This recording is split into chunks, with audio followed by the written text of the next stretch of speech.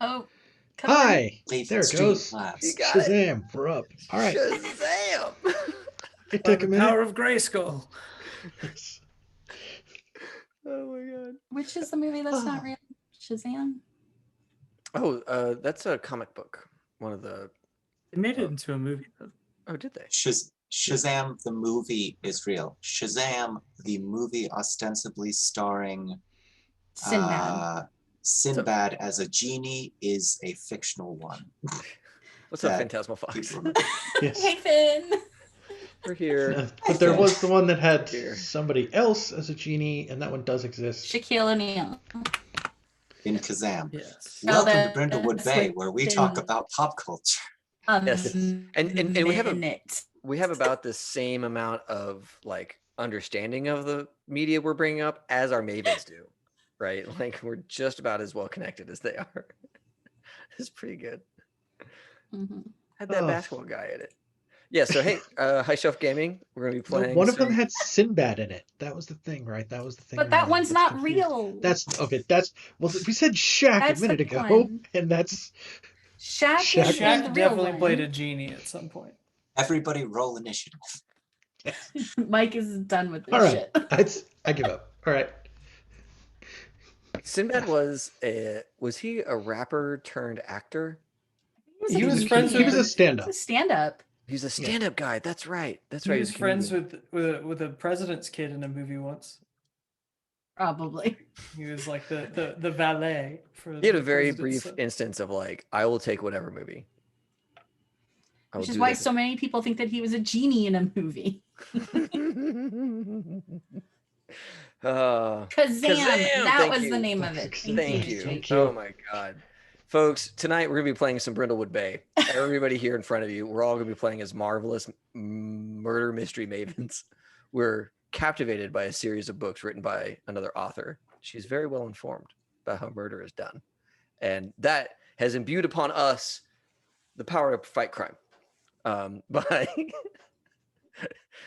That makes it sound like reading the books turned you into Based by crime. superheroes. yeah, Like, yeah. But it's a very Look, Jessica murder show. Fletcher is a superhero. Excuse me. Reading serial books killer. does turn you into a superhero. Reading they is taught me- fundamental. Yes. Yes. Fundamental. So It's Wednesday, uh, y'all. yeah, it's Wednesday. Yeah, This- it feels this like a are- Wednesday. This is This is the- just how it goes. Usually we get some of Wednesday- this out before we flip the switch, but tonight, nah. Tank not was so much. still This tank time was still we half rolled with full it. when we went Yeah. live. And This is how we blow off our steam. Is this exact show right now? We'll get to the game in a minute. Don't you worry, dear audience. But typically before 8:30. that is our. That is Yeah. yeah. So get yourself a bottle of wine, not a glass, just a whole bottle, because it's gonna be a minute before we get going. But yeah, joining us as always on Wednesdays now is Andy, Nefarious Obituary. Welcome back. This is so much fun having you and getting to play these games with you. I am very happy to be here. I will say that every single time. It is a lot of fun. Heck yeah. And of course, Mike is running our game tonight. Mike, thank you for running. Yes. And Ethan is running our Saturday Aegon game and playing that. as a marvelous Maven tonight. So thank you. And Katrina is playing our alternating Monday nights Shadowrun. This coming Monday is going to be a Shadowrun game, yeah? Yep. Yeah. It's the weekend of games. Friday weekend. Yeah. Friday, Saturday, Monday. Yeah. Yeah. This weekend is going to be packed here. So y'all just keep showing up and there's going to be something to do except for on Sundays. But, you know, Smash that like and subscribe button. that's right. Sign for notifications. Time for notifications. That's right. Yeah, I'm trying to sneak in some What, good Ethan? notifications here. I'm trying to sneak in Just some. like we do have that like week on, week off kind of thing. It's like Yeah, we have there's a the really weekends where busy- you do things, and there's like Yeah. the weekends where you don't. Yeah, and sometimes I do. Yeah, this And in Friday between- is Mass Effect. That's right. Thank you, Takes Jokes. Yeah, so we're gonna be Mhm. playing some Mass Effect this Friday, and I'm trying to line up our next Legend Keeper stream. And I'm trying to line up a couple other streams, so we may fill up some more time slots, but we'll figure that out. Oh, and in 2 weeks is Gary Con, and we'll be streaming how to run Cyberpunk games with a bunch of other GMs. So that'll be on. Let me look at the calendar. That'll be Awesome. on Saturday, the 27th. We're gonna have some folks from Art Talsorian on. We're gonna have some other GMs on. I think that Taylor from the Con Save will be there, and a couple other folks. So it'll be a really good show. And yeah, just talking about Cyberpunk in the context of Gary Con, which, if y'all don't know, Gary Gygax invented role-playing games, and now there's a convention for the man. So run by his son Luke, which is a chill dude. And I guess that's all I have to say about that for now. Once I figure out the time of that thing, I will let all of you know, and we'll put on everybody's calendar to show up and have fun on the day. All right, Mike, I'm going to turn it over to you. And Okay. Let's do Brindlewood Bay action. We'll like hang out and I'll like talk about something, I guess. I don't know. That's we've been playing some Brindlewood Bay. It's kind of, if you've ever watched way more Murder, She Wrote than you need to, you've got a real good idea of what's going on in this game. Last week we started our second mystery, which was the Great Brindlewood Bay Bake Off. The jolly good baking show, the most popular cooking show in the entire world, was set out to do like a road trip tour. One of their locations they were going was Brindlewood Bay. All of the members, the Murder Mavens here, the Murder Mavens Mystery Club, wound up being selected to be on the show. So last week we had the judging for the show, the signature bake, where they did pies, including one particularly large pie. I'll put it that way. And yes, and we did judging for that, and then somehow Paul Riviera, beloved, famous judge from the Jolly Good Baking Show. Beloved is maybe going too far. Depends on who you ask. You know was what? found dead You in know the judge's tent. he's got a fan club. Those steely blue eyes. Paul Revere. Yeah, that little active fan spiky club. hair thing that That he's got knowledge going on. of bread. That's, Yeah. oh, those strong kneading hands. Oh. His- Anyway, What was it? What was it that one of the contestants on the show said that he prefers a firm, uncomplicated bottom? I believe it was. yes. Two of the other contestants who were there on the show. One of them is Melanie Blake, whose family used to own the bakery in Brindlewood Bay until Paul opened this chain of bakeries around the world and drove them out of business. But she's still here and she's still okay with it. And the other one of the other contestants was Scott Lamb, who was eliminated off the show 3 years ago. Somehow qualifies as being a Brindlewood Bay local to take place in this show. But yeah, you overheard him doing one of his talking head interview pieces, and he said, "It's very important to blind bake the pie crust so you don't have a soggy bottom. Because believe you me, Paul likes a neat, firm, uncomplicated bottom." So, and who doesn't, really? If we're honest about our pie crusts. And we need to figure out who killed Mr. Riviera. Yes, and last time we distracted Dr. Bob, the local doctor / sometimes medical examiner, while I still don't get character names right. Irene, Andy's Maven, went into the judge's tent to examine what was going on in there, and found that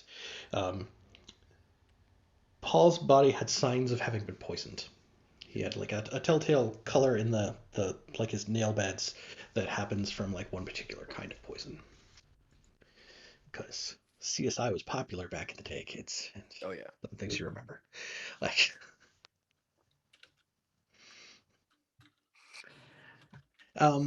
Yeah, and then after that we sort of let stuff settle. So the thing they are starting to round people back up to is the producers like, we have sunk too much money into this. We cannot stop shooting. We need to keep going. Because clearly, however your staff dies, you just keep moving. That's one of the judges. Stiff upper lip. If there's anything I've learned, if there's anything I've ever learned from watching Murder, She Wrote, it's like somebody dies. Oh, well, we got a movie to make. We're just going to keep shooting even though the director just got murdered on set. But, that's just how it goes, man. It's cutthroat So, back yeah. then in the 80s. It is, yeah. Um, And we have the technical challenge to do it at the same. While we're trying to solve this, we have to jump into the technical challenge, right? yes. So I think last time it was Irene did some investigation, and Opal, were you the one who was distracting Dr. Bob? I forget who was actually. That was me. That was you. I made Okay. him puke. That was Mavis. Yes. Okay. Then I wanted to give Francis, David, and Opal, Katrina a chance to do something before we get back into like everybody back to your stations. We're giving you a technical challenge kind of deal. So I wanted to give you guys a chance to like sniff around, talk to people, check things out, do what you're gonna do to try to figure out what all's going on here with the sudden death of Mr. Riviera. Oh, very concerning. Opal's super concerned. It says my internet connection is unstable, so can you guys hear me? Yes, you're hiccuping a little bit now and then. Yes. Okay. Okay. Sorry about that. No problem. Opal is gonna go check out the competition. Did that come through at all? I got Opal is going to check out the competition. Yes, that's all I said. Okay. Sweet. So like which competition and how is Opal going about checking this out? So there's the local baker that no longer has her family no longer has their bakery. Yep. She's a good dear, good child. But I think the English guy that says he's local that is not a local is far more interesting. So she's gonna go kind of find like in the green room tent. Okay. Eating a scone or something, and to see if she's not going to barge in on a conversation. That's not Opal's style, unless she has a plate full of scones, which she does, and so she brings those to the other entrance. We're just gonna scoop this off the food service table. Hi, how you doing? With treats, right? Like yeah. Yeah, Okay. and it's definitely Opal has that like nervous energy of like a thing just happened, and we should talk about it. Let's see what you guys are saying about it. Have a scone. Okay. Yeah. So are you trying to do this with a steady hand and a calm disposition, or researching the problem by charming or intimidating someone? Just trying to wrap talking to them into an ability so that it becomes the move so you can roll it and like get something back out from it. Yeah. Yeah, I think it's presence. Or I don't see the list of what those things correspond to. I'm sorry. If you go to It's the like meddling move, before. So in Legend Keeper, if you go to the meddling move, which is buried several layers deep, and I shouldn't have buried it that far down. There, I found it. Okay. Yeah, there's a link at the top, so it'll pop up the little overlay of like, here's what things are, and then you can see what happens when you roll and all that kind of stuff. Oh, presence. That's what it presence to sounded like. Yeah. Okay. Cool. Yep. Yeah, because she's trying to charm someone and capture their imagination, right? Here, Yeah. have a scone. Talk about how difficult the situation is with me. I rolled a 7. I have a +1, so an 8. Okay.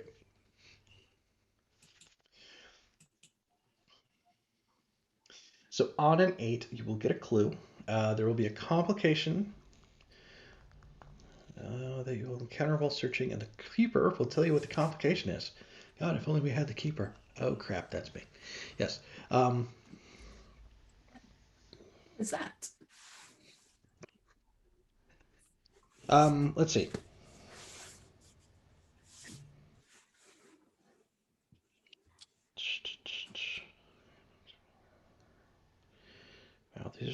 some funky clues to try to get. Okay. All right. So yes, you go in with the scones. You sit down to talk to Scott about what's going on. Oh, this is such a thing, and he actually seems pretty shaken up about what happened to Paul. He's like looking awfully pale for like compared to that. It's like adjusting his little bow tie and stuff. Murder gives you an amazing adrenaline dump. So Yeah.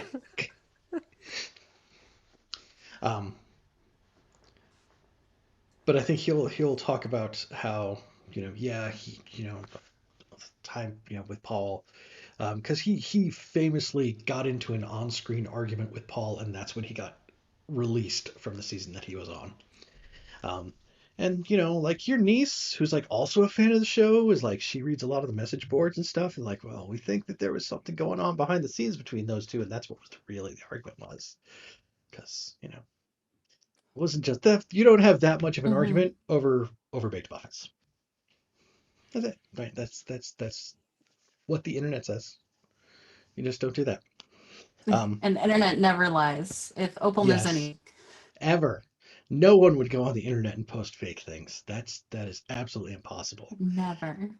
And that is why you Just for know likes. that from here to California, flat as a board. That's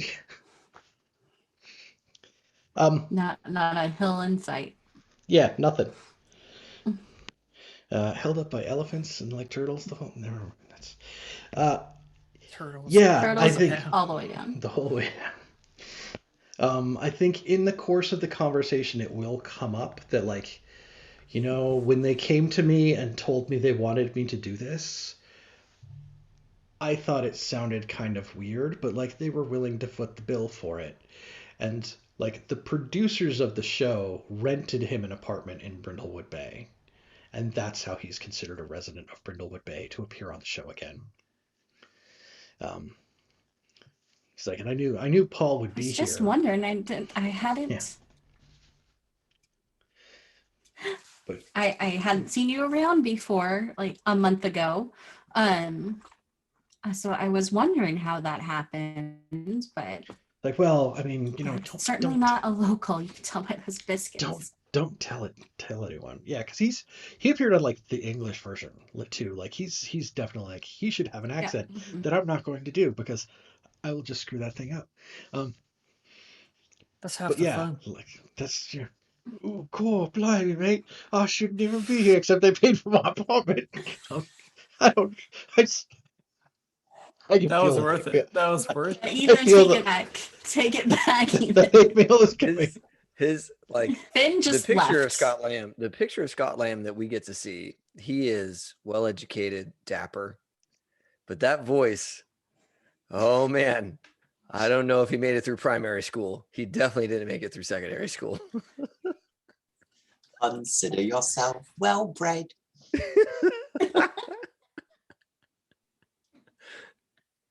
We need more of Oh that my. voice. That's what I'm saying. Please no. I'm not sure what's worse, that voice or Quellen. That's Quellen. Well, it's a Quellen classic. became a Quellen's quick a quality loved voice. NPC. Yeah.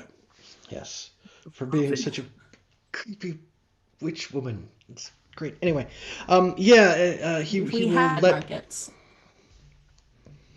he will. You heard me.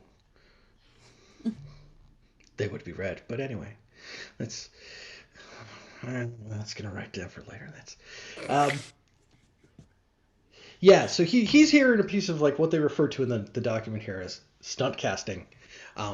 They pulled some strings to put him on the show again because they wanted to people who watched the show when he was on it liked him, and they also thought we're in the business of like marketing drama around baking, and Yep. we know there's going to be drama there.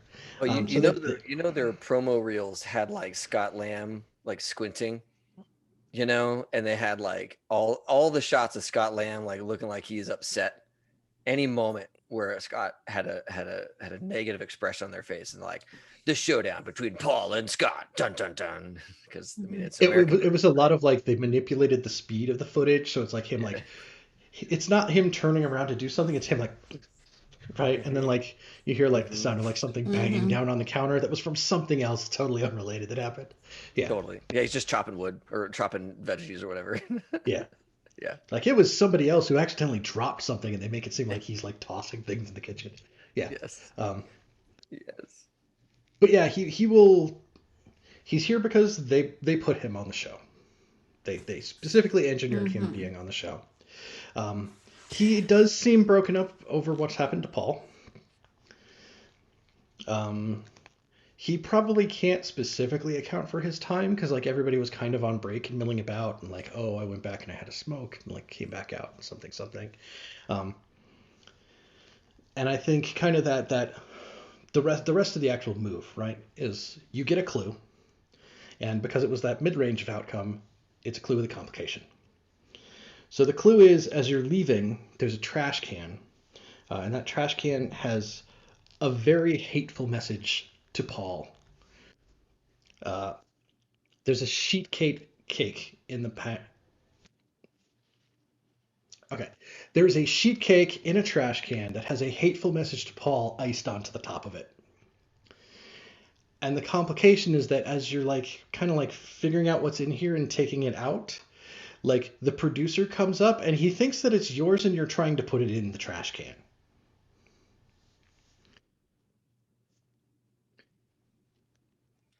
Okay. And we all know that Opal is already good for a good trash dive. So, you know, like Yes. this Yes. this tracks. Becoming a pattern. I like how you're Yeah. you're the trash dive. You're the raccoon, right? Irene is You the never know what you can save in there. is the mortician, right? Yes. Mhm. Scott, it's good.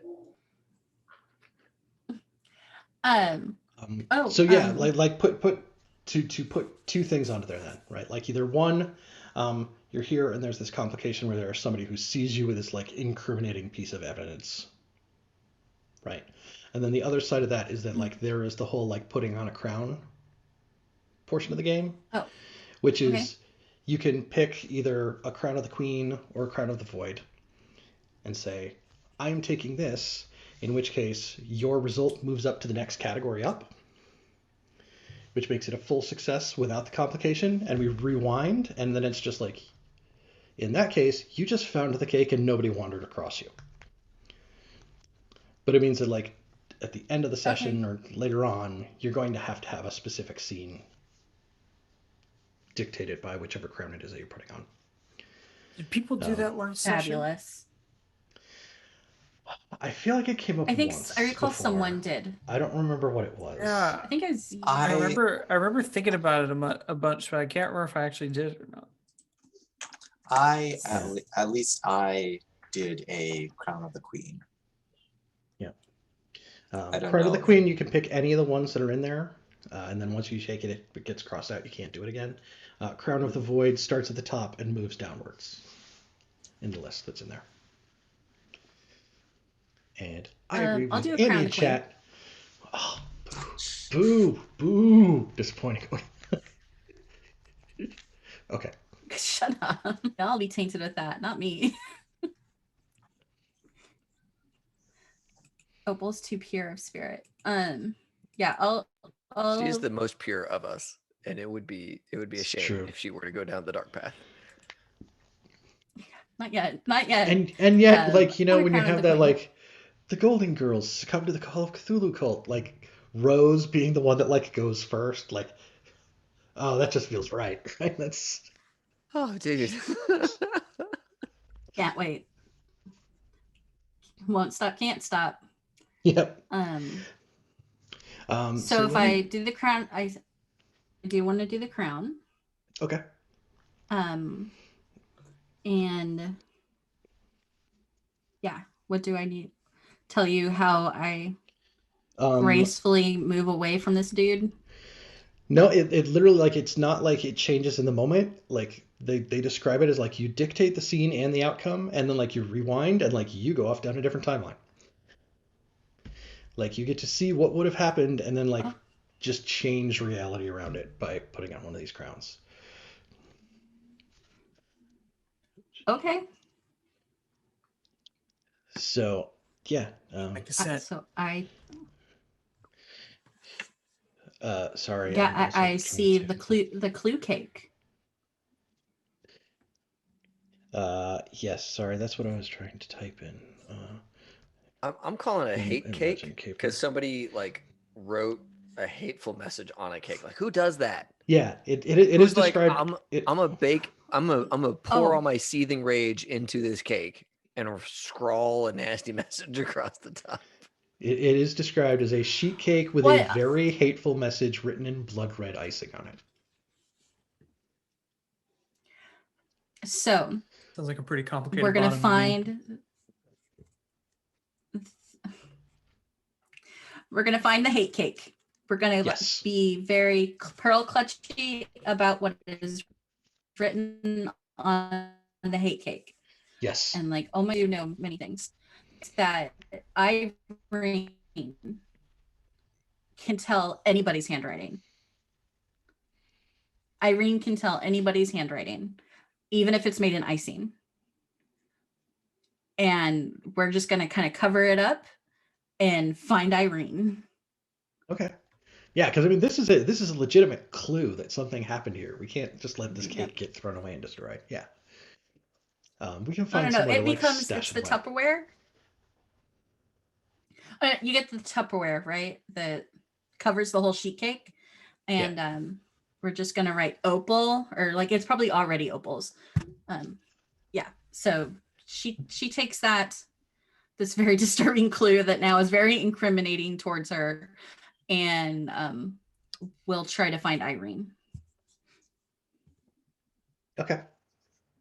I think we can reach a point with that at some point. I kind of want to let David have a chance to do some meddling and then start everybody into the technical challenge space. But Yes. I think I know why my internet's being faulty. I'm on the wrong thing. Can I leave and come right back? yes. It'll be really Yes. quick. Yeah, yeah. All right. Wait, who am I Hi now? everybody. Where Who did am I? I? You're still you. That's That's you're still you. amazing. Andy's still Andy. David, you're not. All Okay. right. I'm Katrina now. I There we go. I'm All right. I'm gonna sit over here in Katrina's box. There we go. So I've been kind of struggling to figure out what Francis is gonna do. I think Francis is gonna try and go and scope out Donna Riviera,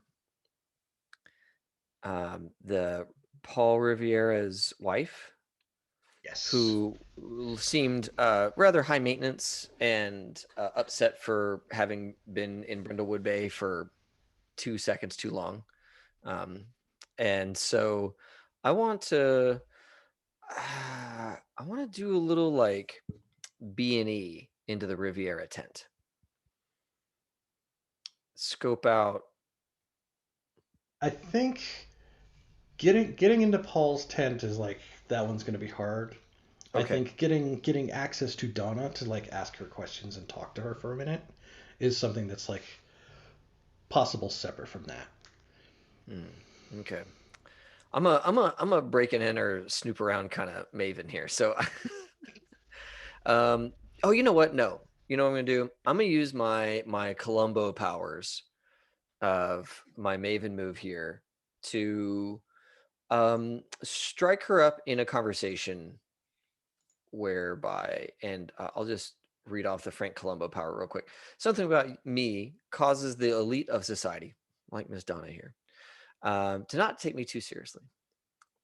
Once per session, when you do a meddling move in a place occupied by the rich and famous, you find an additional clue, even on a miss, and an additional void clue if I roll a 12 or better. Okay. So I want to find her and in the way that Francis could console someone, try and be there for her in her time, in her dark hour, and it just strike up a conversation and see what kind of stuff I can figure out. And I would love to use one of my items to help me here. Yeah. Um, We. Sorry, I was thinking back to the last time we used the Columbo move, but that was okay. The last time we used the Columbo move, you skipped the item, but that was because we had done the Gold Crown move, right? Which was like, oh, it's automatically a 12. That's So right. like using the item wasn't actually relevant. The other thing I wanted to point out that may come up probably later at this point, um, Donna is they Paul opened this chain of bakeries around the world, and he's been on the show, and he's been like kind of like the breakout star, Paul Revere kind of deal. Donna has money and almost no taste. Like Donna is like multiple leopard prints at the same time in different directions, and like a little dog under her arm. Ooh, Yeah. Um, they do good. specifically though mention in here they do describe Jane, the other judge, as posh. Right? Like Jane is like Jane Oh, has money and okay. Jane is fancy. Oh, So okay. that may come up again for the Columbo move later, Okay. because I'm not sure if that's limited in the number of times you use it in a session, or Once if per that was like session. something Once per once per session. session. Yeah. Okay. So okay. So if um, I guess then I'll stick to the other judge because it doesn't sound like Donna's all that posh. Um, Doesn't sound like she no, would fit she's in got like with my Frank Columbo yeah, powers. money and not yeah. She has money but no taste kind of deal. Gotcha. Um, whereas Jane, like the money Jane has flowed through is her family and is fancy. Yeah. yeah, she is both rich and famous, which is what I need off the Columbo move here. Cool. So okay, good. Then I will approach her. Thank you for that discussion. Okay. So yeah, I'm gonna go to Jane Leaf, the judge, who looks an awful like Mary Berry, and I will um, try and find her. And if she So is she has a trailer, okay, and she's in the trailer. So okay, great. you could go to the trailer to Yeah, yeah. Well, then you I'm gonna go to the trailer, and I'm gonna bring a little bit of my drink, okay. my little flask, and a mixtape that I've always got with me to help people through hard times. You know what You would know, really help in these difficult moments? Are you yeah, familiar with the band Off? Like, yeah, you'll like this. This will help. yeah. The first song is Unity by Operation Ivy. It's all about unity. It's great. It's 2 minutes, starts and stops on the same note. It's amazing. Yeah. And we follow that up with Chemical Warfare by the Dead Kennedys. Yeah. We'll cover that when we get there. Yeah. Depending on the stage of Yes. grief, you might need some rancid. Okay, cool. So yeah, I'm gonna Yeah. go and meet with Jane Leaf. Okay. Yeah. So Jane is in her trailer, Okay. which is here as an actual location. So it gets a question attached to it, which says, as you step into the trailer, what do you see that reflects Jane's very posh femininity? I'm going to say that in her trailer is a like obviously a makeup station, with Hmm. the big bulbs down the sides, right? And it's mirror and glass top and all this kind of stuff, and sitting on it in like its own cradle is this like ancient um uh ivory handled, like real ivory handled brush that has had the like brush tines replaced Hmm. several times throughout its life, but it's like obviously this comes from like way back when they were colonizing, I don't know, India or something like that, and it's got really fine really fine like etchings of elephants and of like palaces and all that kind of stuff Cool. on it. Cool. I apologize for laughing once you start talking like there's an ancient thing in this cradle. It's like Yeah. elven blade. It Yes. shines. It's like no. Yes, she's a mall Wrong ninja. game. Wrong game. Sorry. Does everybody get Yes. to add something? Does everybody get to add something to this room? Because If anybody else has an idea, then like they could throw it out there. What a really fancy wig. I would like to introduce that complication into our narrative. She wears a very, very And fancy like wig. that haircut is actually like she puts it on before she goes out to the. It's a helmet. It's a straight up helmet. Yeah. She's like, Also, I do appreciate the sort of gift of the magi that we have going, which is David proposes something that she has, and then Ethan proposes the fake thing that she does not have. She also has a very fancy watch chain, but no watch for it. Yes. So that posh femininity. It's this like thin platinum chain. It's beautiful and ornate. And here's where it would attach. Like there's yeah. Mhm. she has the keys to a Mercedes that she doesn't own. Yes. Bet she also has like just a big crystal decanter of like scotch, just some outrageously high alcohol content, Mhm. like Mhm. boozy stuff that she just sips on in between Yep. takes. Yep. Mary If she- Berry if she's strikes not- me as a gin girl, but I'm willing to Yeah. bet that. Oh no, it's Jane- Empress Gin. It's the one that changes colors, Yes. like the pH. Yeah, Yes. There we go. it's just a big purple affair. Yeah, because if she's not drunk, it just doesn't sound the same when she says scrummy. It's a bit It is dodgy. cut. It's cut with Everclear, so make it last. Cut. If she's gotta make that last through the whole trip. It's to the spiked. States, right? You spike with more Everclear. It's like, you know what I'm gonna do? I'm gonna take this up to 11.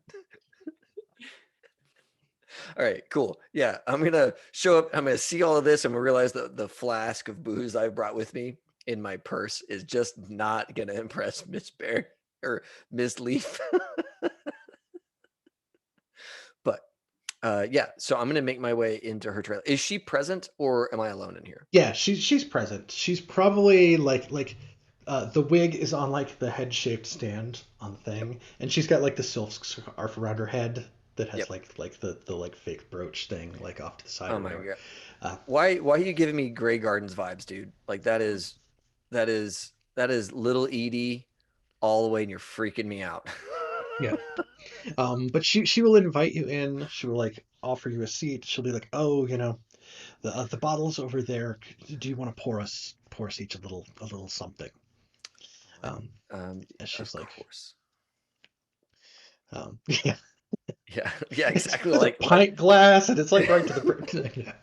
go find the red Solo cups. No, of course she has. Yeah. She probably has like crystal glass or whatever. Oh yeah, she has like it's like a whole little set there. Like there's Yeah, the of decanter, course. there's the glasses that match. There's like, there's the little ice bucket with the tongs. Oh yeah, and like little spheres of ice instead of like just rotty Yeah, old cubes. Which out of means a like cube tray. somebody's job is to make sure there are like these fancy sphere ice cubes in her trailer all the time. We're just but making she this will- trailer full of posh shit. All right, cool. Yeah, yeah, so I'm yeah. gonna pour her drinks. I'm gonna pour her. I assume that she is always drinking a double because her liver has fortitude. So I'm gonna pour her a double. I'm gonna pour me a single. And Okay. I'm just She will take it. I think the thing that you will notice is that one of her hands has some trouble with like the fingers, like they're kind of up in a weird direction. They don't flex very well. So she'll kind of take it, and it's like it'll kind of cross your mind that like whenever they do the footage on TV, it's always like Paul cutting a slice of stuff, and like everybody takes a bite afterwards, and there's a lot of like her standing with like her hands clasped in front of her or behind her back and stuff. Right. There's never like a lot of like clear shots of like her and whatever has happened to her hand Gotcha. on the show. Gotcha. So I think that what what Frances is gonna do, because she's not a great talker, is she's going to strike Jane up in a conversation, and Mhm. I just can't believe what has happened. You must be, you must be devastated, right? Like doing the basic like, Mhm. hey, your co-star just got fucking murdered, and I think that you might want to say some words at me. But Francis is not really paying attention to that. Francis is casing this room and is, whenever appropriate, whenever possible, subtly opening drawers and looking for things. Okay. Uh-oh. Whoa. She's subtly opening drawers and looking for things. Yes. So I think that, if I can, I would like to make my evidence that I'm looking for something, an object or something else that I'm finding, instead of an interview-based or conversation-based clue. Unless you're looking at the clue sheet and it's like, yeah, dude, no, you need to be talking to this person. No, there's like, I've got a column worth of all these little checkboxes and all these little checkboxes where it's like, that's just stuff I can haul out and give you. And some of it is like, oh, you overhear something, and some of it is like an object, and some of it's other stuff. So like there's the opportunity to shuffle it around. Okay.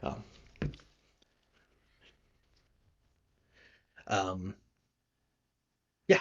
So like let's look around her room while we're having this conversation with her.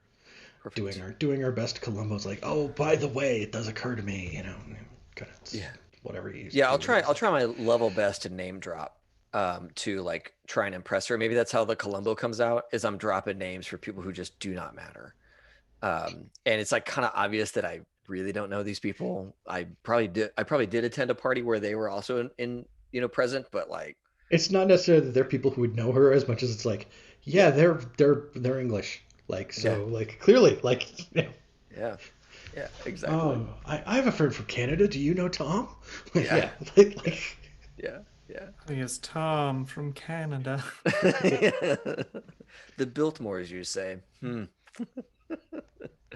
Yeah. So I'd like to roll composure, if possible, to sleight of hand, take some stuff. Yeah. Okay. So what is that? What am I rolling here? 2d6. So it's 2d6. I forget plus how composure. to do things. Okay, that's right. Hey, that is a 9 on the die, so an 11 total. Excellent. So yeah, that is a full hit. Uh-oh. We cut the scenes. It's the conversation where the two of them talking, and we keep cutting between the two of them. And like in one of the cuts back to Frances, Frances is wearing the wig, and then it cuts back, and the next cut to Frances, Frances is brushing her hair. Yes. Yeah, I think Frances knows how to put on a wig. I'm pretty sure that Frances also uses a wig, so that would work. That would work well for me. Wigs you can just have any hairstyle and any hair color you want. Just bam, right? Yep. They're all named, right? They all have backstories and each wig. You look wonderful in Sally this evening, darling. Yes. Not Rebecca. Yeah. She needs her weekly treatments to stay perfect. Perfect and straight. God. Moira's wig obsession at Schitt's Creek is way out of hand. Isn't it? It's like on another level. Like, it totally flew under my radar for like 2 seasons, and I was like, oh no, she is talking about the wigs like a lot. Yeah. Actually. Yeah. And like, look, I've known cosplayers for decades, and like the wig love is real in a person who keeps wigs, but like Moira is on another plane. Like, they really do have personalities for her. And you can hear more about that in our Schitt's Creek fan cast. Yeah. So we call Shots Crop. What was better than Shots Crack? Or Crick. It's a tributary to Schitt's Creek. Next week on the Roland Report. Yes. Yeah, I think in poking around in the trailer, you do find the remains of a shattered Britty Award. Britty Award. Like, whatever the British television awards are. Interesting. Which they renamed for in here. So you find a shattered Britty Award. Okay. And She there just is travels there with is it. it's in the trash. Recently shattered. Yeah. Okay. Whose name is on it? We can adjust as we need because they just say it's a Shatter Birdie Award. Hey, it could have My been God, the anybody's. award's still warm. They can't have gone far. Yes. And there is one clue in here that I am dying to put in her tent, and I am not going to. But we'll talk about that one on the break. Oh. Damn it. I'm just gonna Come cross on. that one off because we're Come on. hi internet. Oh no! I really want to know what this clue It's is. great. now. I love this clue. Can we go to wow. break now? I just Yeah. need to know.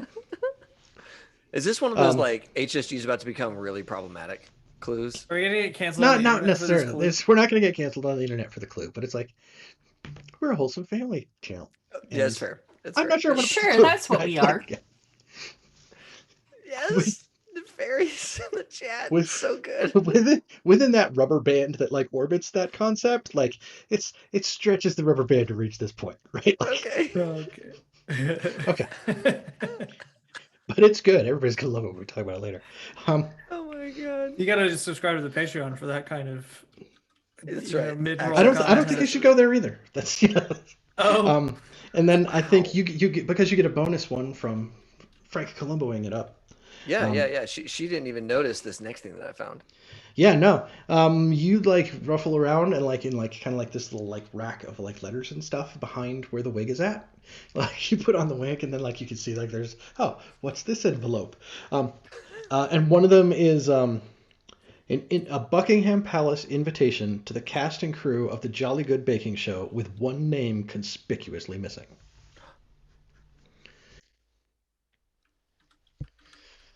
Oh my god. That's going in my purse. That's amazing. That is an invite from Buckingham Palace. no, I think the royal family got canceled, so it's not that impressive now. But that happened like this week. All right. Yeah. Ooh, big surprise. Royal family's racist. Who would have thought? I'm so I, for shocked. one, am shocked by this revelation. Yeah. I'm shocked and appalled that a bunch of old white people are racist. Who could have guessed? What was it? The finding out that the family people who said they were declared by God to be in charge suddenly turned out to be racist? I don't see how that could happen. What? There's a joke from Andy that I'm gonna have to put in our chat because it's also not good enough for family. Chagos. Yeah, we did have a spike when I was talking about when we like suddenly were in Ayn Rand territory with Atlas Shrugged, which was not my intention, but we were there. So I feel like I to was- say. That feels like something I was involved with Ed, but I can't remember it. This is fresh. This happened last night. Oh yeah. Sorry. I'll let David do his thing. Sure. Okay, so yeah, envelope, cast and crew, Buckingham Palace, with one name conspicuously missing. And we get to decide what that name is later. That's such a good system. I'm still not over Here, it. oh, there's an invite, and then later on we'd be like, oh, but it didn't have Buck, the cameraman. Like, I don't Yeah. know why Didn't the have- American cameraman would have been invited anyway, but you know. For Buck, If- always getting if- the short end of the stick. If Buck wasn't invited to Buckingham Palace, we do riot. Buck is a wholesome young man who deserves it. Without Buck, it's just Ingham Palace. That's not nearly as catchy. It just doesn't roll off the tongue. It's terrible. Okay, cool. Yeah, I'll take my 2 clues and Vominos. Jane, starts putting on her wig again and starting to head out to like do the thing. And then we have to and now like smash cuts to like the actual Great British or Great Brindlewood Bay Bake Off Yes. footage of all right, bakers, round up here in front of everyone and be like, Sue, yes, Sue Mellon, the tall British woman with the glasses and the little spiky black dark hair and the blazer, makes some sort of pun that I don't know, to get everybody like rounded up in the front. And then Timothy Boosh, like, Bakers, we will be having you do this technical challenge for, and like he probably kind of like looks back towards the, like there's supposed to be Paul there and Jane, and like, and Jane has selected this recipe for you. You'll have all the ingredients you have, and there's a recipe there for you. So you will have 45 minutes to commence this. Jane, do you have any advice for our bakers? And Jane says, be careful not to overbake them. Like, all right, well, Wow. that was not very helpful information. Off you go. It's like, yes. They have their little back and forth about like, where do you think she's going? She's like, I think she has an appointment with her therapist. Yes. All right, bakers, we're having, now that Jane has left, we can let you know you will be making biscuits. You have 45 minutes. Begin. And then there's like the cloth over the stuff on your table, and there's flour, there's sugar, there's probably some milk or something like that there. There's a Sure, bunch of yeah. stuff, right? Yeah. Do I notice buttermilk specifically? Because that's going to be a big hint. No. Okay. Different kind of biscuits. Yeah, right? Because like that's the big question. Like, Says the British British people show up and biscuits. they tell you to make briskets. Make briskets? Make Yes. biscuits. These So two, That's not even It's- something you bake. What the hell am I Huge thinking? cut of meat. that's the great Brindlewood Bay barbecue cook-off. It's a slightly different show with a much longer acronym. That's gonna be the next mystery. And It's- 45 minutes to make a brisket is criminal. You need Oh, it 45 is. hours. That's not even. Oh, that's not good at all. Irene misread and is already halfway through butchering the pig. Yeah. She goes, oh, British biscuits. It's, um, yes. So the technical challenge is to make biscuits. So we have the opportunity here, not necessarily to be going out and like investigating other people's spaces and stuff like that, and like some of the people aren't going to be accessible, but like the presenters and Jane and like the producer, the cameraman, like these people are like in here, they're moving around, they're trying to solicit you for like, come on, give me your running commentary on like what's going on. And like the little producer dude, like his huge glasses, like, tell us what's going on in your head. 3, 2, 1, go. Perfect. Yeah, that feels great. I'm sure that's super great when you're like Yeah, he's like, just trying to bake something you've. be on command now. Be amusing. Opal's got this. Are the instructions like make biscuits? Yes. Okay. Perfect. They expect 8 matching biscuits. They all should be the same size, consistency, and like they should be, Step perfectly 1, executed. make dough. Step Yes. 2, Step 2, bake. Yeah. form into biscuit shapes. Step 3, bake. That's it. Easy peasy. That's all you get. That's perfect. That's what I needed. Yeah. All right. Good. So yeah, I think that definitely Frances will give them kind of as much commentary as she can, right? So she'll probably like talk through how, where she's from, biscuits are, tall and fluffy and you cover them in gravy and it's, fantastic. Or actually where her husband is from is tall and fluffy and you cover them in gravy. But these British biscuits are just, just so different, just so different. And I don't think I've ever made one.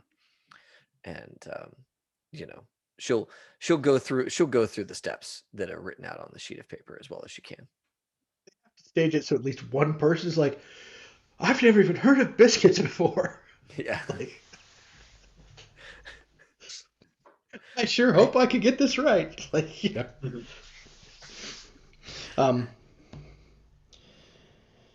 yeah, but there's Sue, there's Timothy Bush, there's Jane, who we've already talked to. There's the other contestants who you can kind of converse with in here, and then producer and cameraman. So really, the only people who like don't have direct access in here to like strike up conversation with is going to be Paul's wife, Donna. Well, and Sue is also out of the tent, right? Because it's a blind judge Oh, situation. Jane is out of the tent. Jane is out of the tent. Jane, Oh, Jane, yes, that's right, yes, that's good right, point. that's right. I think Mavis is going to try to look tragic so that Mr. Bush will come over and try to help her make her feel better, as he's wont to do. Yes, he is wearing a shirt that is like, at first it looks like camouflage, and then you realize it's all made up of like different colored happy faces. They're all like, if you stare at it too long, like you start to like your eyes start to vibrate. Is this a void clue? Is that what this is? He's wearing a void clue? No, that's just his fashion sense. Yeah. Ironically, he acts as like anti-void clues. So Right. like any void clues that get near him just normalize. That's so good. That's so good. You He's the you just expect it. Like, yeah, it's like, oh, of course that happens when he's around, right? Like, yes. That's good. I know that the picture that's in Legend Keeper is one that was in an article about people who complained to the television networks after that episode broadcast because of his shirt. They thought something was wrong with their televisions. Well, I bet it probably didn't show up on TV very well.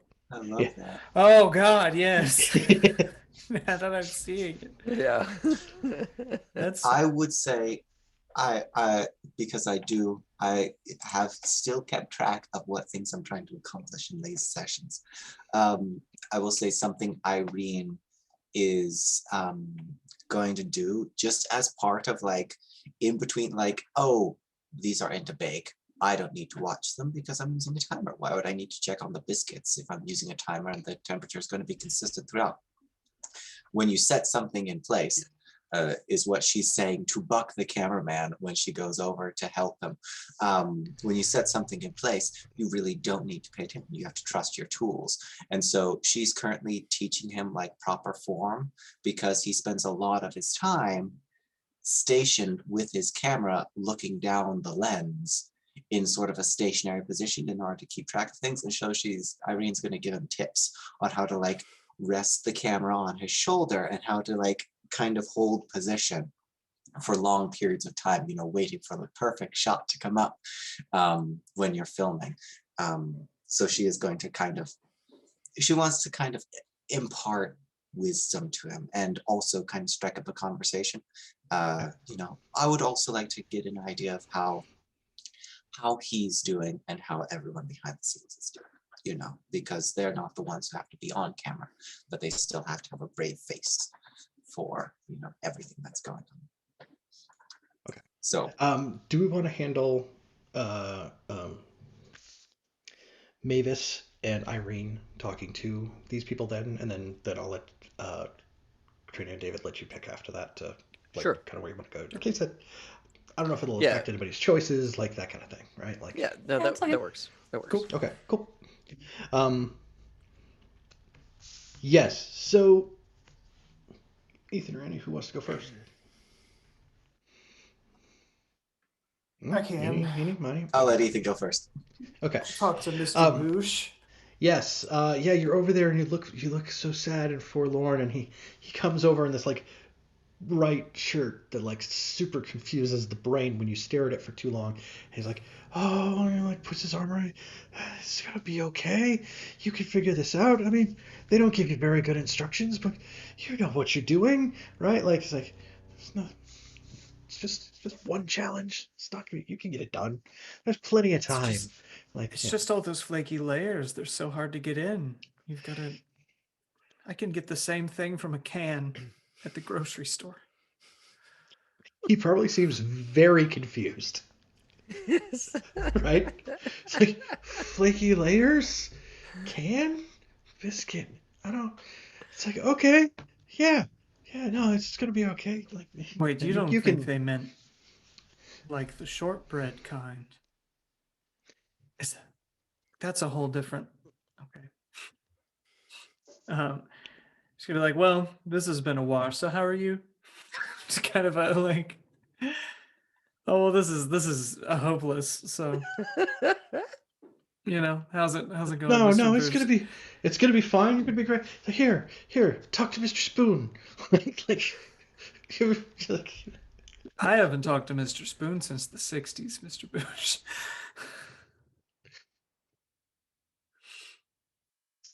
I love it. Okay. Vern and I, we spent this summer in upstate New York, and a lot of bad things come out of upstate New York. A lot of cults, a disproportionate amount of cults. But then we moved out here to Massachusetts, and it's been a little more normal, I will say. Vaguely, no cults here that I would know of. Well, I heard this was like the home of the rationalists, who believed in like something like goes off on like some totally random tangents, like, and they named themselves the rationalists. So if anybody ever argued with them, they'd be able to say like, "Well, why are you arguing with the rationalists?" Yeah, like, I mean, it's good branding, really. yeah. So yeah, how are you having this conversation? Well, Like, that's such a how's it good, go? Right? Like, such a good question. Hmm.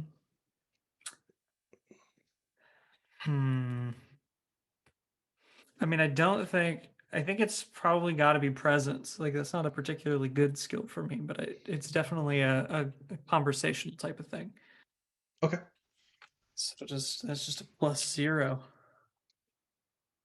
That is, well, let's see how many that I got new dice, and they're not the easiest to read. Let that be a warning to you all. Okay, that one's definitely 4. And that looks like, okay, so 9. 9. Okay.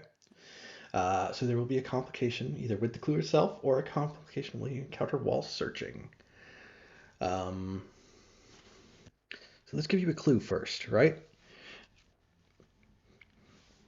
Yes, I think the please. clue is they gave everybody, there's a roll of knives in each of the stations. Like one of those canvas rolls that you slide the knives into, you untie it, and take them out. Yeah. And for something that you're working on, you like go and you take out that roll of knives, and it's like it's not really tied. It's just kind of like laid back, closed, and was put back down there on the shelf. And as you open it, it is missing one of the medium-sized like knives out of the roll. Okay, so we'll mark that down as a missing knife. Yes, your clue is a missing chef knife. Okay, so that brings us up to what, 5 clues? Yes. Chef knives are Ooh. like, they're Yeah, y'all, I think it is almost time to theorize. We're almost at like a 0 bonus. yeah. Bean has the handle of a chef knife sticking out of her sleeve. But I still need to give you a complication. Yes. And I need to figure out what those are, what that could be. The chef's knife is in your back. Ha! I get a migraine from spending too much time next to Timothy Bush's shirt. I'm seeing auras. It's migraine time. Yeah, actually, let's do that. We'll go with inflict a condition, which I know the whole like never speak the name of your move as the keeper, but it's there, and I don't remember what half of these moves are. So yeah, I think there it is. The stress of the situation and like this eye-searing weird pattern that like it's not actually moving, that, but like it has that optical illusion quality to it that like kind of vibrates, and like yeah, you have a solid like feels like somebody's driving a spike through right here going on. What So do conditions do? Conditions are if it's relevant to whatever roll you're making, they give you disadvantage. Okay. I'm going to say migraine from cavalier fashion. Cool. Again, I'll have that. Unless we want to start playing with crowns, in which case. I can't remember if I used one last session. I don't want to use 2 in one mystery. And so I get to just die this session, I guess. Unless that was a different entry in the list, kill a Maven, but like Right, yes. Yes. That would have been an interesting turn of events. Yes. Well, all right. taking a brief detour here to read this part of the rules. One of the keeper reactions is show a maven being killed. Yep. Kill a maven! Exclamation point. It's totally fine. Make it gruesome if you want. The players can always put on a crown to get a fictional do-over. Right? Oh, Like, God. it Yeah. doesn't matter if I just say you're dead.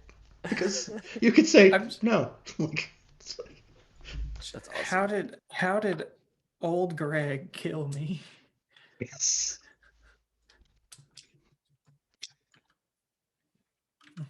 Okay. Well, that is a good clue.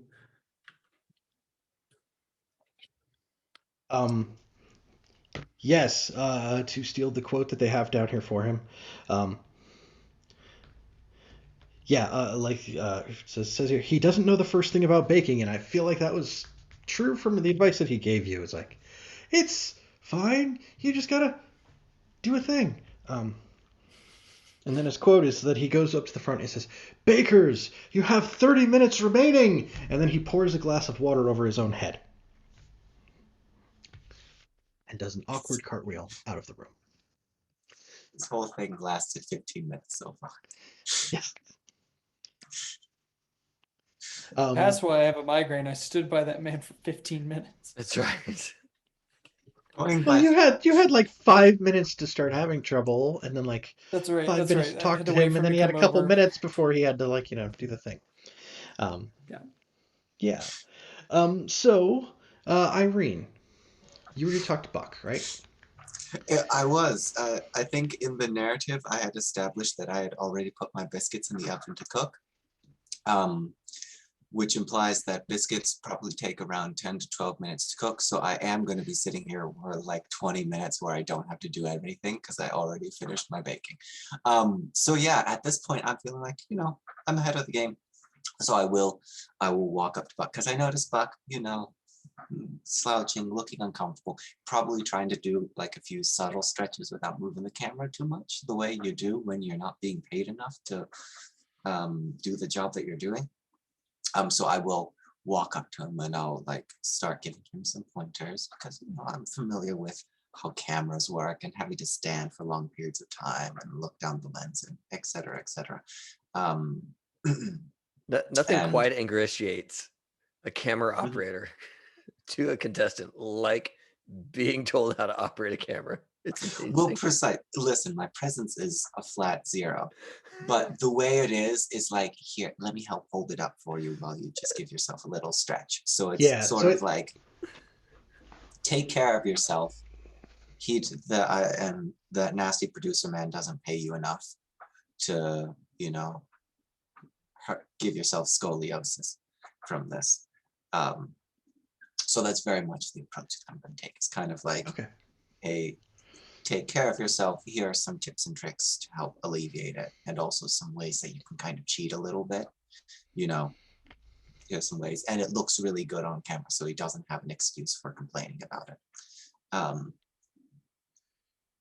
And at the same time, try to elicit kind of some background information. How's everyone doing? How are you coping? This is a really hard time for everyone, that sort of thing, to kind of, make myself real friendly and chatty. Yes. And when we went on break, would you say you were with other people or That sort of thing. Where were you when you found out? Yes. Where were you and the other camera crew? Were you and the other sound crew? Just were you all taking your lunch at the time when this happened? And that's what I think when you mention something like that to him, like the producer guy is still nearby at that point, but like he'll wander off after this to like go somewhere else. He will be like, yeah, everybody else was backstage. Where the hell had you buggered off to? Right? Like you just wandered off and did something else. Where were you? And like kind of like doesn't even wait for an answer, just like goes off to like, Harry, you're doing it wrong, right? Like,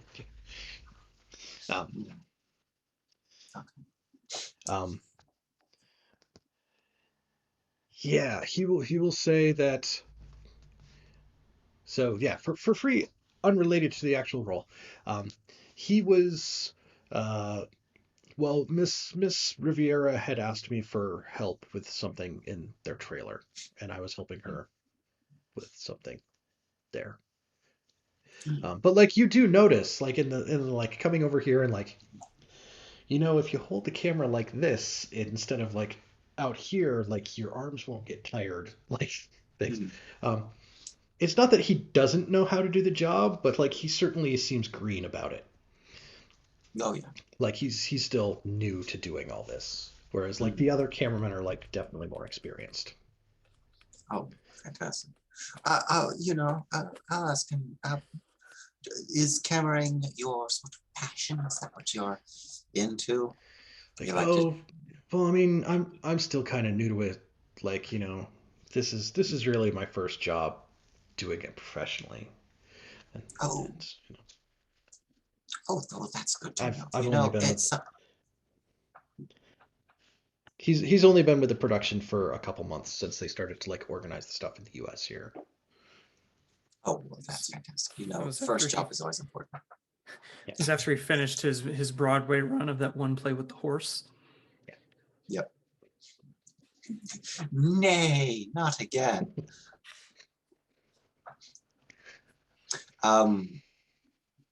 So Now I play feel like this the game of producers guess should the talk face like of Hagrid and like yeah. just be yelling.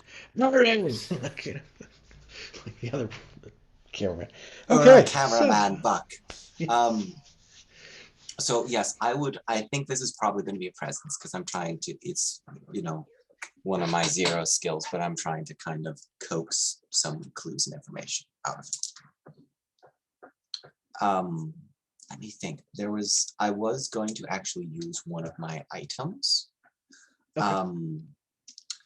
So I am going to say, I think what I will do is I'm going to, because he seems to be interested in camera work, even though he's not, he's new to it. Like he's not interested in it. So I'm going to share with him some of my notes of cool locations around, which I have as an item, and share with him like some of the cool sighting spots, because I know where all the cool perches are that you can get a really good view of lots of things. Just there are some cool places around Brindlewood Bay where he can practice, his photography and his video footage skills. So I'm going to use that to get advantage. Oh yeah, I'd definitely be able to get some good B-roll footage from there, and then be able to splice it into the episode. It'd be great. Yeah, thanks. Yeah. Totally. Where all the cool landmarks are, but like the untraditional angles of the landmarks. So it looks unique. So +0, so I've got to roll well. Let's go. Okay, that worked out well. Very happy with that because my 2 regular dice were a 6 and a 1, but my advantage dice was a 5. So that is 11 total with no Okay. bonuses. Cool. Yeah, that is a hit. It's a full hit. There's no complication from it. I think as he's there, he will stop for a moment and like flip out, like if you have it up on your shoulder, it has like the eyepiece to like shoot through, and like if you kind of like hike it down, it has a little like flip out LED screen. Oh yeah. So he's like kind of like scrolls back through, and he's like reviewing some of the footage from before the break when Paul was still in here. That like wasn't necessarily what was going on around you guys. So your clue is outtakes suggesting a very tense off-camera relationship. Ooh. They're Paul getting into. Well, actually, it doesn't actually say. It just says a tense off-camera relationship. So somebody was getting into it backstage over something, and it seemed unpleasant. I'm going to stop him there when he's scrolling through, and I'm going to say, here, no, watch this one here. And then I'm going to say, the way that you pan there is just perfect. The lower level that you're getting gives it a more realistic, you're quite a tall young man, so getting it at a lower level gives people a realism element to it. Feels like you're really there in person. That's very well done camera work. And that gives me a chance to view that scene. Yes. Sorry, just type it in the camera relationship.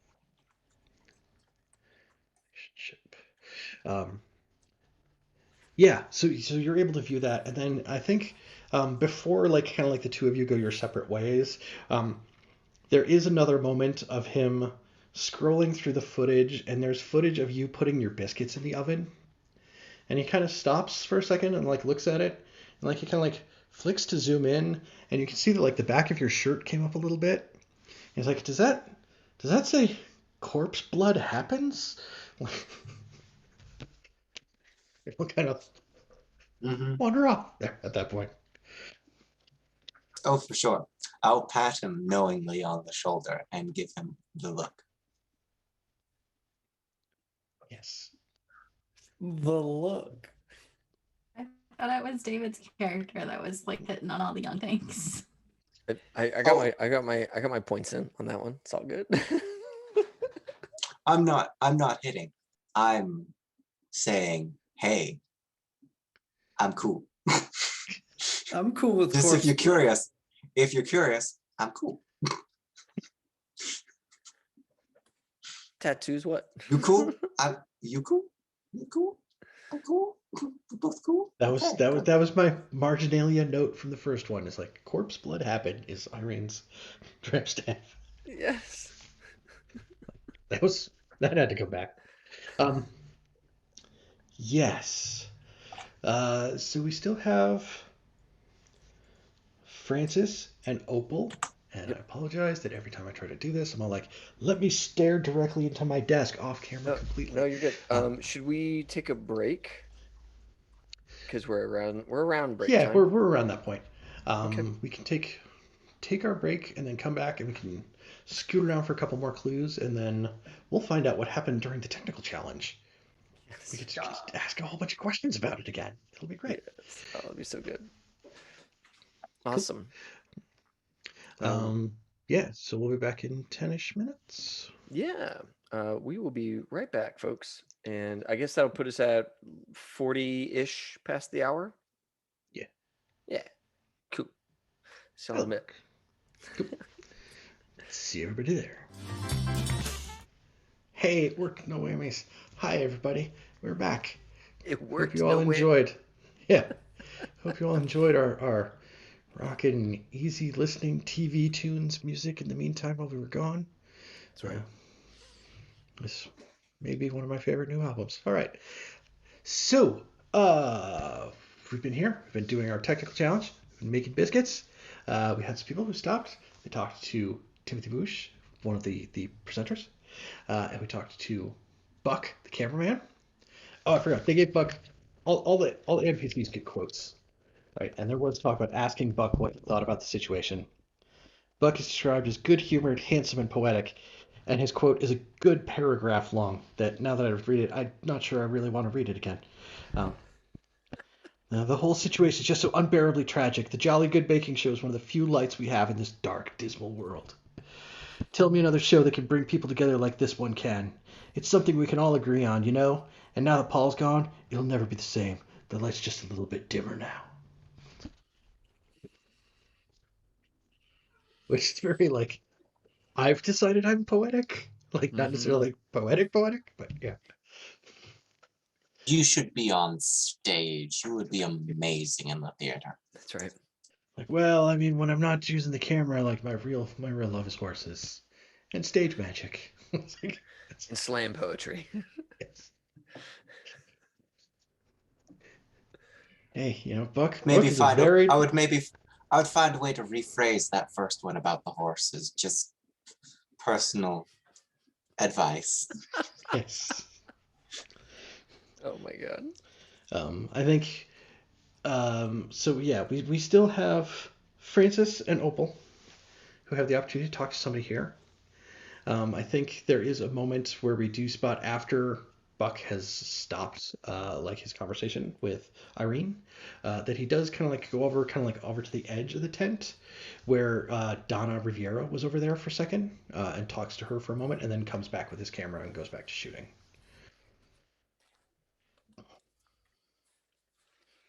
So yeah, Francis and Opal, We're here working on your biscuits. 30 minutes left in the challenge. 45 minutes might have been a long time to make biscuits. I don't know. So, there's people to talk to. There's things to do. Sue's here. Melanie's here. We already talked to Scott, the other contestant, but he's here also. And Heath, the producer of the show, who is definitely not Bricktop from Snatch, or was that Snatch, Lock, Stock, yeah. and Two Smoking? Yeah, okay. But he is. They are here. They're going around while you were working on your stuff. They are like in active communication range and probably intentionally actively communicating with you. Because like the little producer guy Heath, he keeps coming up and being like, "Now talk about a sad story about your mom." 3, 2, 1, go. Right, like. Tell us about your late husband. Yeah. I think that What's your most disturbing memory about biscuits? 3, 2, 1. oh yeah, I've got quite the doozy. Yeah, I think that Francis is talking music with Sue Mellon. Is like trying to relate her bake to some band or some show, that happened in, I don't know, Liverpool or something like that. And so Sue and I have kind of a rapport going right now, just talking about, oh God, what is one of those bands that started in Europe or the UK, but was really famous over here? It was in the punk scene. God, it had like Sid Vicious in it. And the Sex Pistols. yeah, the Sex Pistols, right? There's way over here. There's like a Barbie-sized doll of him sitting on my shelf. Oh, hey, that's awesome. That's awesome. Yeah. So yeah, maybe maybe we're talking Sex Pistols and like spinoff. What else that manager got up to after he made this Sex Pistols and all that kind of stuff. And then Francis will just say, I'm Sue, thanks for chatting with me. I need to kind of take my mind off of things with everything going on. It's good to have a normal conversation about do something that I love. She responds with a music pun. Like, yes. Perfect. And then I'll get into just asking her what she thinks happened, just straight up. What's really going on here? This is shocking and tragic, and the producer is making us all act like everything's fine. And Donna, I saw her for a second talking to Buck, and she doesn't seem like she's been crying. Like I don't help this make sense to me, Sue, kind of thing. Yeah. It's like, sorry, I shouldn't read the chat at the same time we're playing. Yeah, I think she will be tasteful and British, but like demure on offering her like full opinion on Donna, because it's not particularly pleasant, and she doesn't want to like do that somewhere where people are wearing microphones around her late husband. But yeah, she will discuss with you. She will speak to you, and depending on what happens, she may have a useful piece of information, or as the conversation goes on, you may stumble across something in your workspace or here in the tent. So. Awesome. Yeah, I guess this feels like I'm finally going to do a presence roll, which is maybe scary. I will. If I use a piece of equipment, what happens? You get advantage. So you roll 3 dice instead of 2, and you keep the 2 highest dice. Mm-hmm. Like, it's not a surprise to any of us here what advantage means. I don't know why I felt obligated to explain it. No, it's good. It's good. a little different in the Powered by Yeah. Apocalypse sense than like the D&D sense. All right, I'm gonna go ahead and use my kick-ass music library here. Okay. And produce that fabled mixtape I mentioned earlier. I'm gonna produce that here, to try and gain advantage during this roll. As a maybe a distraction or as a way to like ground us as allies and compatriots in this moment. That I'm someone Definitely. that gets it and someone that she could confide in. And maybe because I know music, I also know how to like turn off the microphone, right? And show her where to turn off her little body pack too, so we can. Have a I'm private sure there's conversation. like probably a little switch on it to begin with, Right. but like you may know how to like, oh, if we jiggle the wire like this, then Yeah. they have a second before they like flip the switch. They get to be like, there's a dude like right outside the tent who's like there with a set of headphones, like, Yeah. Like starts looking under flaps into the room. Like I'm missing some people here. Yeah, exactly. Perfect. That's what I want to do. So I'm gonna roll 2d6 plus 0. 3d6 plus 0. Good. But you only keep 2 of them. I rolled a 1, a 2, and a 2. That's 4. Pretty awesome. So where do we find Francis's body? Right. Hello, Maven. You can do it. It's fine. It says right here in the rules, I'm letting you just waste your I cannot believe I got a 4, and I spent gear to do that. Yeah, Oh, it's terrible. That is impressive. No, You're gonna have to cozy move to get it back. The Google rolling dice are just awful to me right now. Okay. Yeah. So this is like an abject failure, right? Like nothing good comes out of this. Yeah. This is there is only blowback. There is no fractional success to this one. That's pretty great. And if I spend a crown, it only gets me up to fractional success plus some blowback of some kind, right? Yes. Sweet. I think I'm just gonna take it all on the chin here. I think whatever terrible thing happens. Maybe I get in trouble with the producer. Like the sound guy says, "Hey, I'm not hearing Francis talk." I think that is it. Okay. And I think they have footage on camera of it, so like eventually when the episode is cut together later, they have a way to explain what happened. But the microphone's cut out.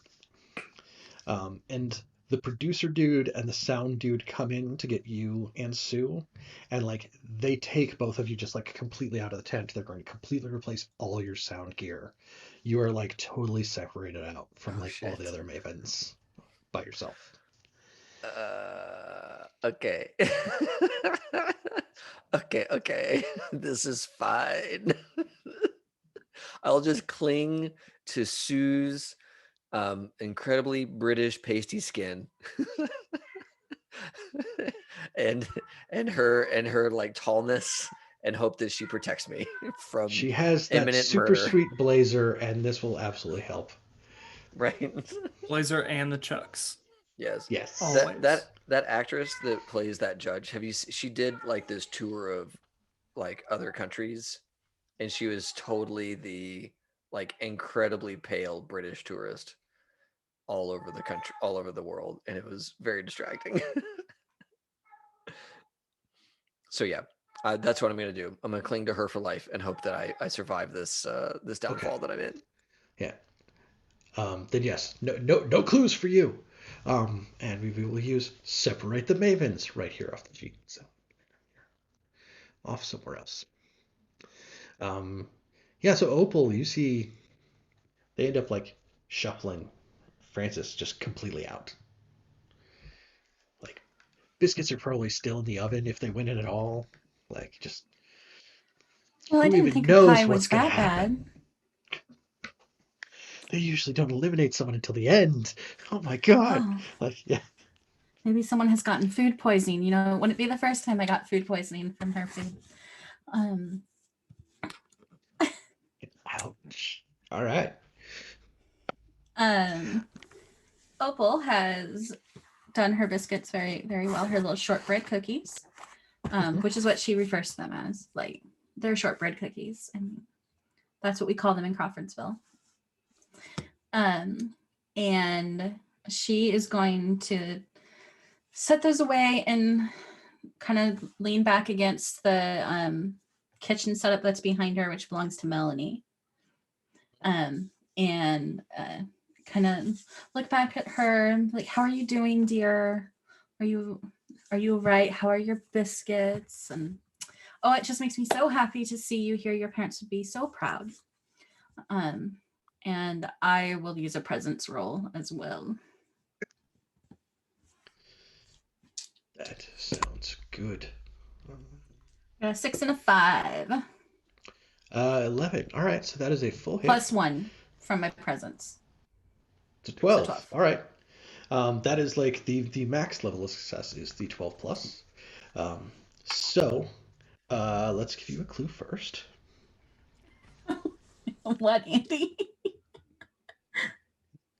Void clue, void clue, void. Oh wait, do you get a void clue at 12? Yep.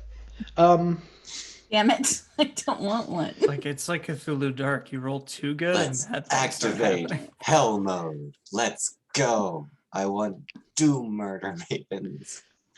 I think she will talk to you about her family. She'll be like, yeah, they've been doing okay, ever since the thing closed down, they moved down to Florida and they've been living, near their relatives and stuff like that. I don't get down there to see them as often as I hope, but they come up to visit once in a while and something like, and she's like, she's just finishing putting her biscuits in the oven, and like she feels like she works in food service, right?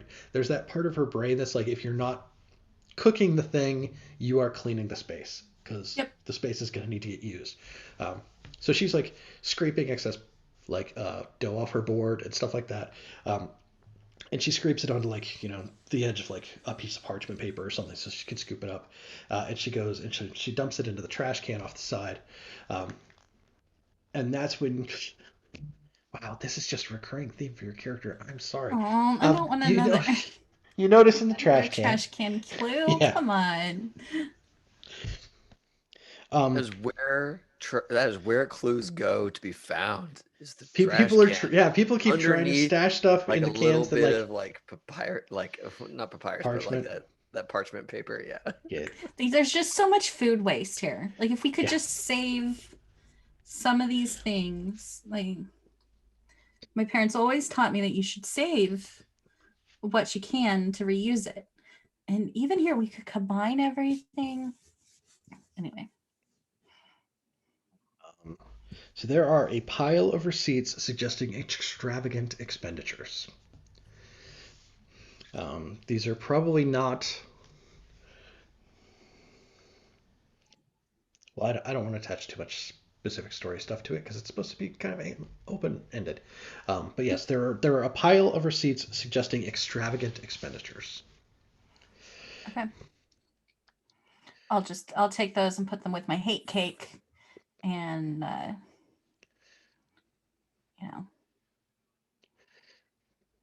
you can as we have read in our books before, right? You can get so much information off of a receipt, and there's so many clues, and she was wearing this, and Irene or Francis would know if someone was wearing this thing of this style, that would be Platinum MasterCard. What? Platinum American or Black Amex. That's what it is.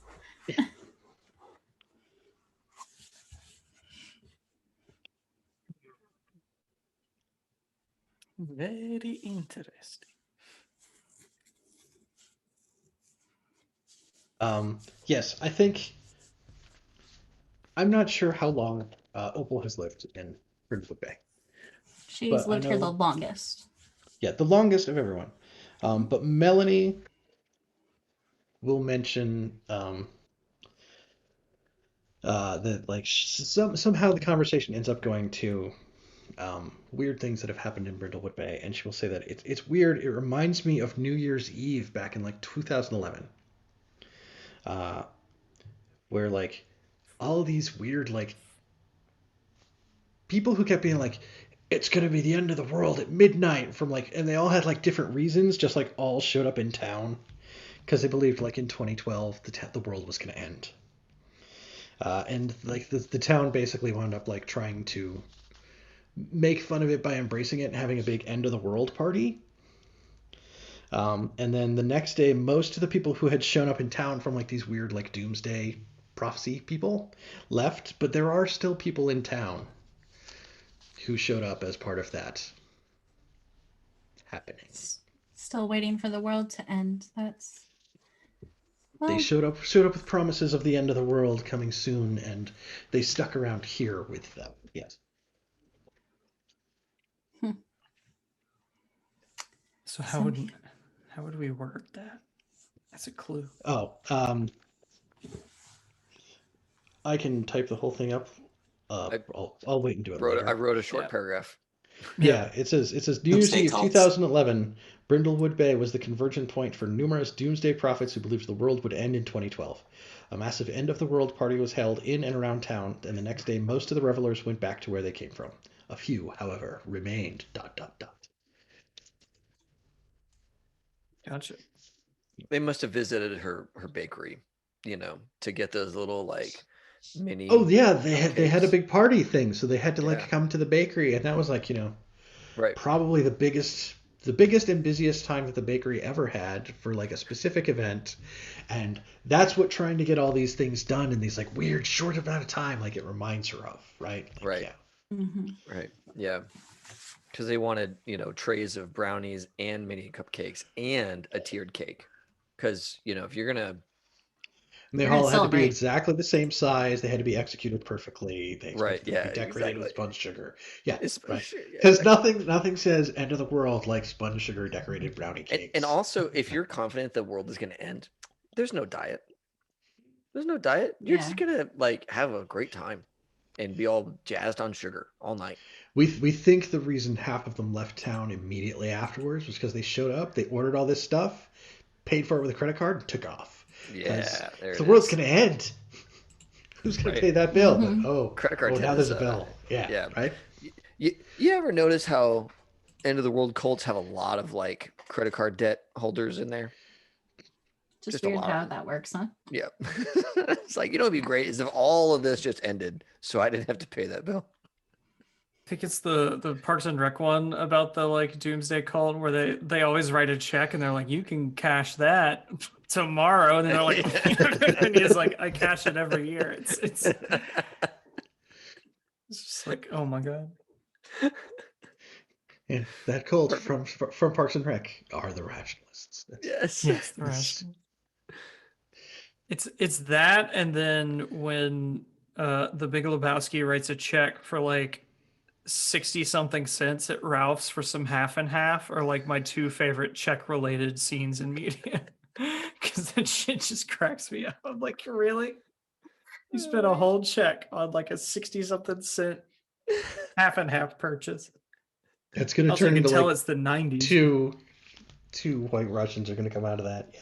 Yeah, you can tell it's the 90s because a milk product costs less than $1. Mm-hmm. Mm-hmm. Oh my god. Yeah, and in the 90s, people really did pay for everything with check. Oh, yeah. Yeah. Yeah. I remember going grocery shopping with my mom, and it was always a check. Oh yeah. And they had the little machine that you'd run it through. And then check your ID and all that. Anyways, so yeah, awesome void clue. That's good. Yeah. We need to go follow up on that. Between the technical and the showstopper, we got to go follow up on this void clue business because there's a lot of void clues that we're sitting on. Speaking of the technical challenge, bakers, your time is up. So I get to bust out I imagine they my rush handy me back spreadsheet. in, and I get to like go through like taking everything out of it. It's all like smoking, right? Because it's been in there for obviously too long. Yes. And So I'll just like shave off the top layer of crust. So yes, you come back late. Your biscuits are there. So Ethan, is still where did I even put my list of the characters? Are Francis's biscuits a triumph or a disappointment? I mean, I think we've already talked about how they got burnt. Like Francis got pulled away, and they're just burnt to hell. Or a question: did you all do the Bake Off thing where the contestants help each other? Did you all finish my biscuits for me?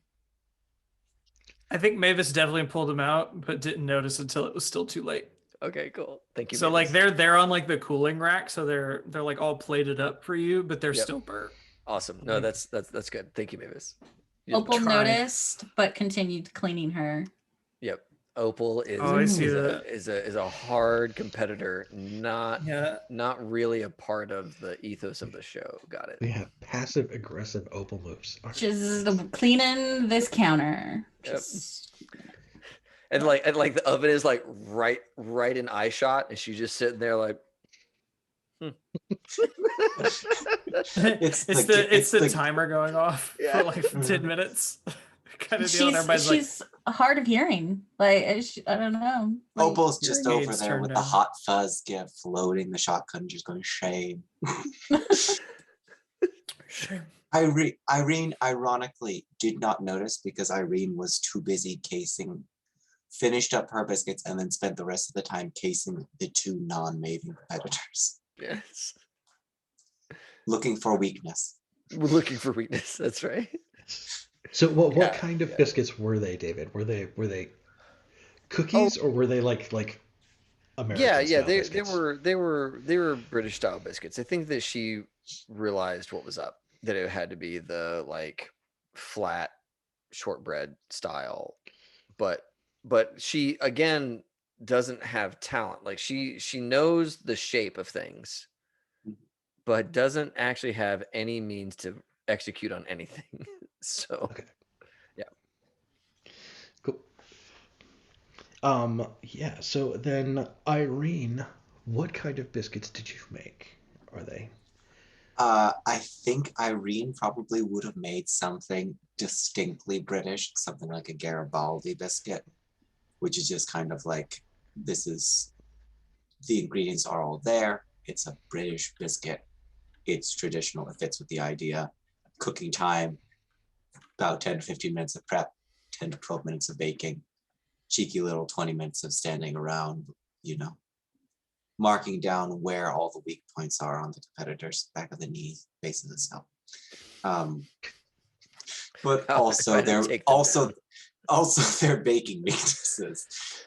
But if necessary, physical weaknesses. The karambit is up the sleeve. Yeah. Give him with the little hit boys. Yep. You know that we're not the ones that do the murder, right? Not yet. Just saying, Jessica Fletcher's always there when people are dying at random. And I know. it's Yeah, not it's random. kind of strange. Yeah. You know what? In my head, I was thinking of like the digestives, the big circular cookies for my character. So I think that's what Francis has, is like big circular saucers, with the fortitude of a digestive. Cool. Then Katrina. Thunk. Yeah. So Katrina, are Irene's biscuits a triumph or a disappointment? They're a triumph. With their technical skill of being exact with all measurements, which is what you need in baking, right? Like preciseness, precision, which would actually be the word, not what I said. And the exact baking time. Yeah. Is it? I don't know. I get scared when I say something and then look at Ethan and there's like nothing on his face. Then I get nervous. Like, Bless his heart. There's nothing behind those eyes. Ethan, you have so much power. The neutral expression of Ethan portends to doom. Jay, That expression is could you, worse. The whole thing. Jay, if you're watching, could you clip that for a gift later? Look at me, I'm so happy. No, I got the RBF. I got it real bad. I inherited it. There's like 3 generations of resting bitch face behind me. I can't help it. No, it's like it's resting barren face with that, like the way your stuff. It's like it's not a bitch. It's like, no, you're about to take this whole town's livelihood away from them. It is very No, we're gonna keep working these silver mines, and I don't care what happens in town. You get out of here, Sheriff. That's right. That's right. Are we saying that Ethan's Um, going to be like tying somebody to a railroad tie? I'm just 'Cause, saying. like, I'm just saying that That's- Ethan's character was in There Will Be Blood.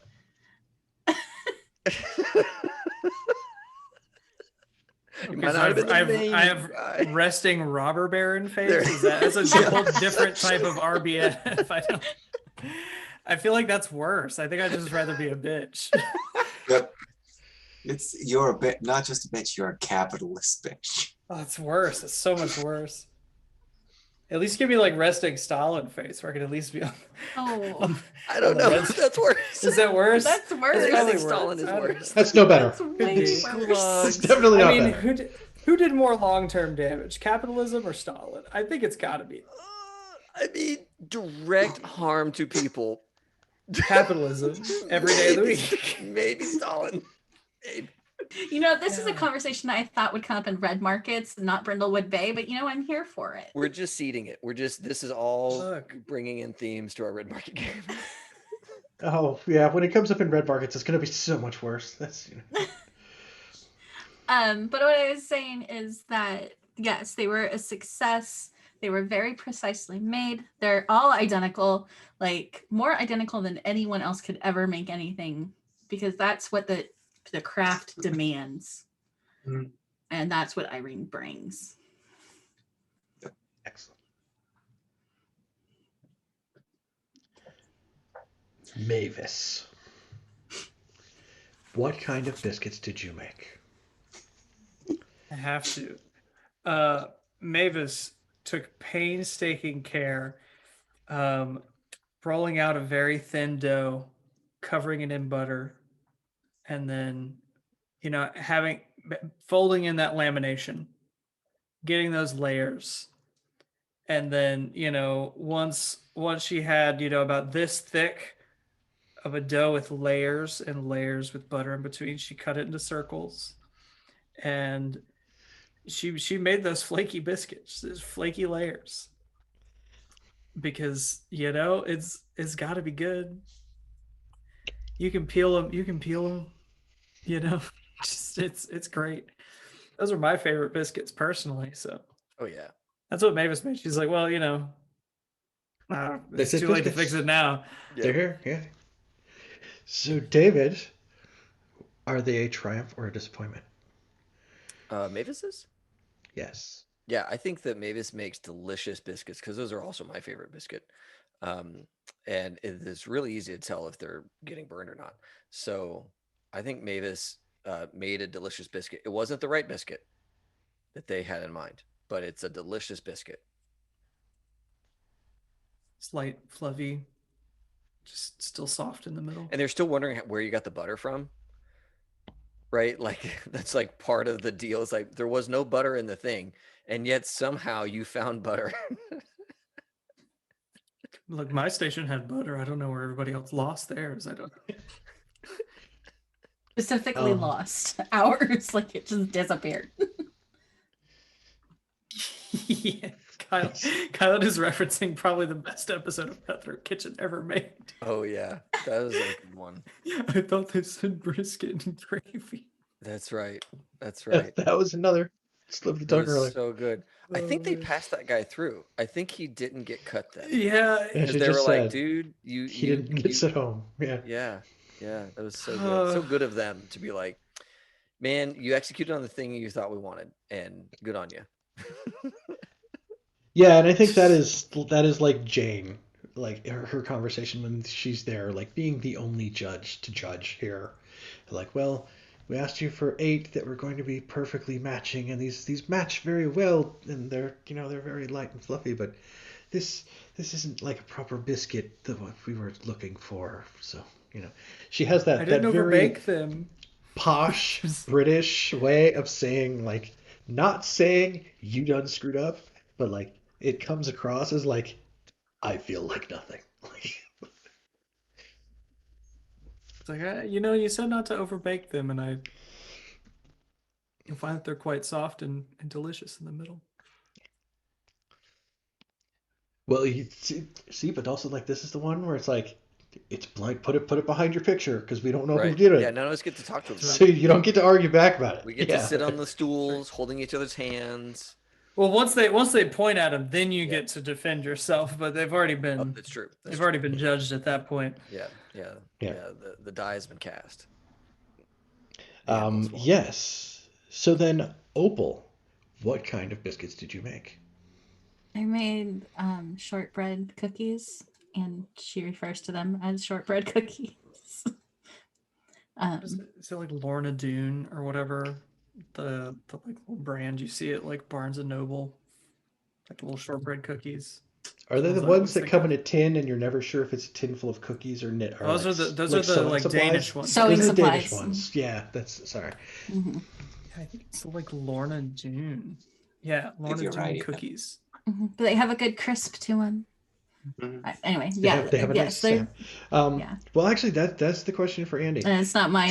Triumph or disappointment It for Opal's is cookies? definitely a triumph. And I think the thing is like they are a much more American version of it, of a British biscuit.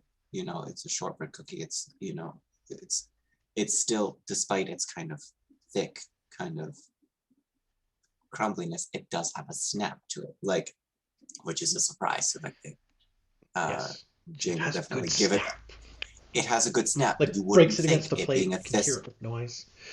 yeah, you wouldn't think it with it being a thicker biscuit, but it's a good snap, delicious flavor, absolute triumph. It's very much a what's the term? Unorthodox biscuit choice. I think Opal was probably the only one that remembered to use like the giant bag of sugar that was on all the stations. Mm, Maybe everybody else went a little mild with their biscuits. yeah, it's a nice, sweet, good, well-rounded biscuit. Now that's savory stuff up in here. Yes. Then Jane will like be like, yes, you know. Well, you know, unfortunately, this one is last, and she like comes over to Francis's biscuits and like, you know, we understand there were problems that happened, dear, but you know, at the end of the day, these really aren't what we were looking for or anything that you would ever want to eat for the rest of your life. Ever. She picks up the plate Ever. and just dumps them into the trash while maintaining eye contact. She tries to do She's the move like with brutal. Opal's. She tries to do the move like with Opal's cookies, where like she takes what she kind of like one hands it with the edge against the plate to like snap it, and with Opal's she's like it has a good snap, and with Francis you hear this like sound of porcelain cracking. Yeah. Mhm. Yeah. And like, Francis oh. will sit there and be devastated, right? Yeah. And she'll just sit there and be just completely destroyed by the feedback. Well, you'll have the Mavis- next one. Yeah, Mavis will pat her on the knee and say, I tried to save him. I really did. All those layers, I Very kind of you. got distracted. I think it goes through like, you know, here's this one and here's Yours this look one. delicious. And at the end it's like, you know, the technical challenge, the one that was about, you know, like, you know, providing the precise outcome goes to Irene, who did the most precise cookies. And they are I biscuits shocked. in the British sense. Yeah. Shocked, humbled. I turned to Opal and say, it definitely should have been you. No, darling. It was so great that you won. It was so wonderful. daggers, so daggers, daggers. She's genuinely happy. The wooden stool is just fracturing into splinters under your grasp. It's that fake hug. It's that hug, right? They're gonna hug. Oh. We hug it. No, I think we know. It's, Later. I know. I'm counting on it. The next one, I'll have the freedom to actually choose something that will challenge the judge's palate. It's the only reason I won. Yes. Are Because you the gonna next Irene challenge it? Is will that be what your you're gonna do? showstopper. I'm not even choosing that one, but if I can undermine a local authority in the form of the judges, I absolutely will. Undermine their authority by just making them I want- eat something absolutely disgusting. No, absolutely delicious, but not what they asked for. Not what they I want them wanted. to look me in the eyes and say, tell me how this technically different, but still technically delicious food is wrong. I just there was like the one post where somebody was like, I want to go to culinary school, get a degree, forge a career as a chef, just so I can go on Chopped and make Scott Conant eat an entire plate of raw red onions and like truffle oil. Because those are the two things he always complains about. Just make him and just sit there and say, well, you gotta eat it. It's in the contract. You gotta eat it. I Like, will yeah, that admit, sounds like something I'd spend half my life doing. that is some long con. It's like hate. it hasn't been done like that since the Count of Monte Cristo. Yeah. Oh my god. Yeah, but Heath, the little producer guy with like the big thick glasses, comes in like almost immediately after. It's like, oh yeah, I should have been you up there. You get a hug. Like, all right, cut. We're gonna take a break, and then we're gonna come back for the showstopper. Everybody has like 45 minutes while we get the things sorted out. And he has people like running all over the place, like people coming out to like scrape boards and like wash down counters and like Well, get everything. then Opal calls a huddle because there are clues that are going to get cleaned up if she doesn't huddle with everyone. So I think Frances like I know spends some extra time like cleaning her station and moping, and like doesn't notice that the girls are huddling for a hot second as she's like collecting herself, and like tries one of the biscuits and just gags. This Throws it isn't away. something you eat. This is something you light under your grill. Like, Right? Yeah, like, this is something that you use to hold a table up, maybe. Yes. Yeah, perfect, good. Yeah, and so she'll join one of the conversations like midway through. Okay. Cool. Yeah, then y'all have time here to talk amongst yourselves. Like you can get access to anybody again if you want to. Yeah. Except Paul. 'Cause- Right. So So, are we gonna theorize? you ready to ramp this up? I think it's Okay. pretty clear who done it. So this we point. have 2, 3, 4, 5, 6, 7. So we have 7 clues, and it's a complexity 7 mystery. So yes, if you choose to theorize, it is at +0. That's perfect. I And love we have to that. get over an 8 or a 7. Like a 7 is the thing you think is true, but there's a complication with it. 10 and above is like that's what it is. You got it right, and then 6 below is like you fucked up. That's not who did it, kind of deal. Is there a 12 condition for that one? Yeah. A person involved in the dark conspiracy of Brindlewood Bay also reveals themselves to the Mavens.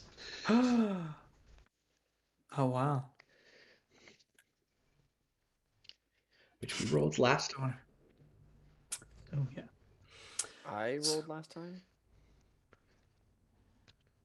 When we No, did I think theorize Dave was last saying time, it that's was a what 12. we rolled. Okay. Yeah. Oh yeah. Mm-hmm. Oh yeah, because we had like a +4. It's, Yeah. it's kind of hard not to get a 12 plus. We got kind of nuts with that one, yeah. Yeah, we really did. We just love getting those clues. We're like, man, getting clues is great. Yeah. So who do we think it is? My money's on that lamb boy. I think he's the one who did it. Nobody could bake a hate cake that well. Well, maybe Melanie, but that narrows it down to at least 2. Just the hate cake alone.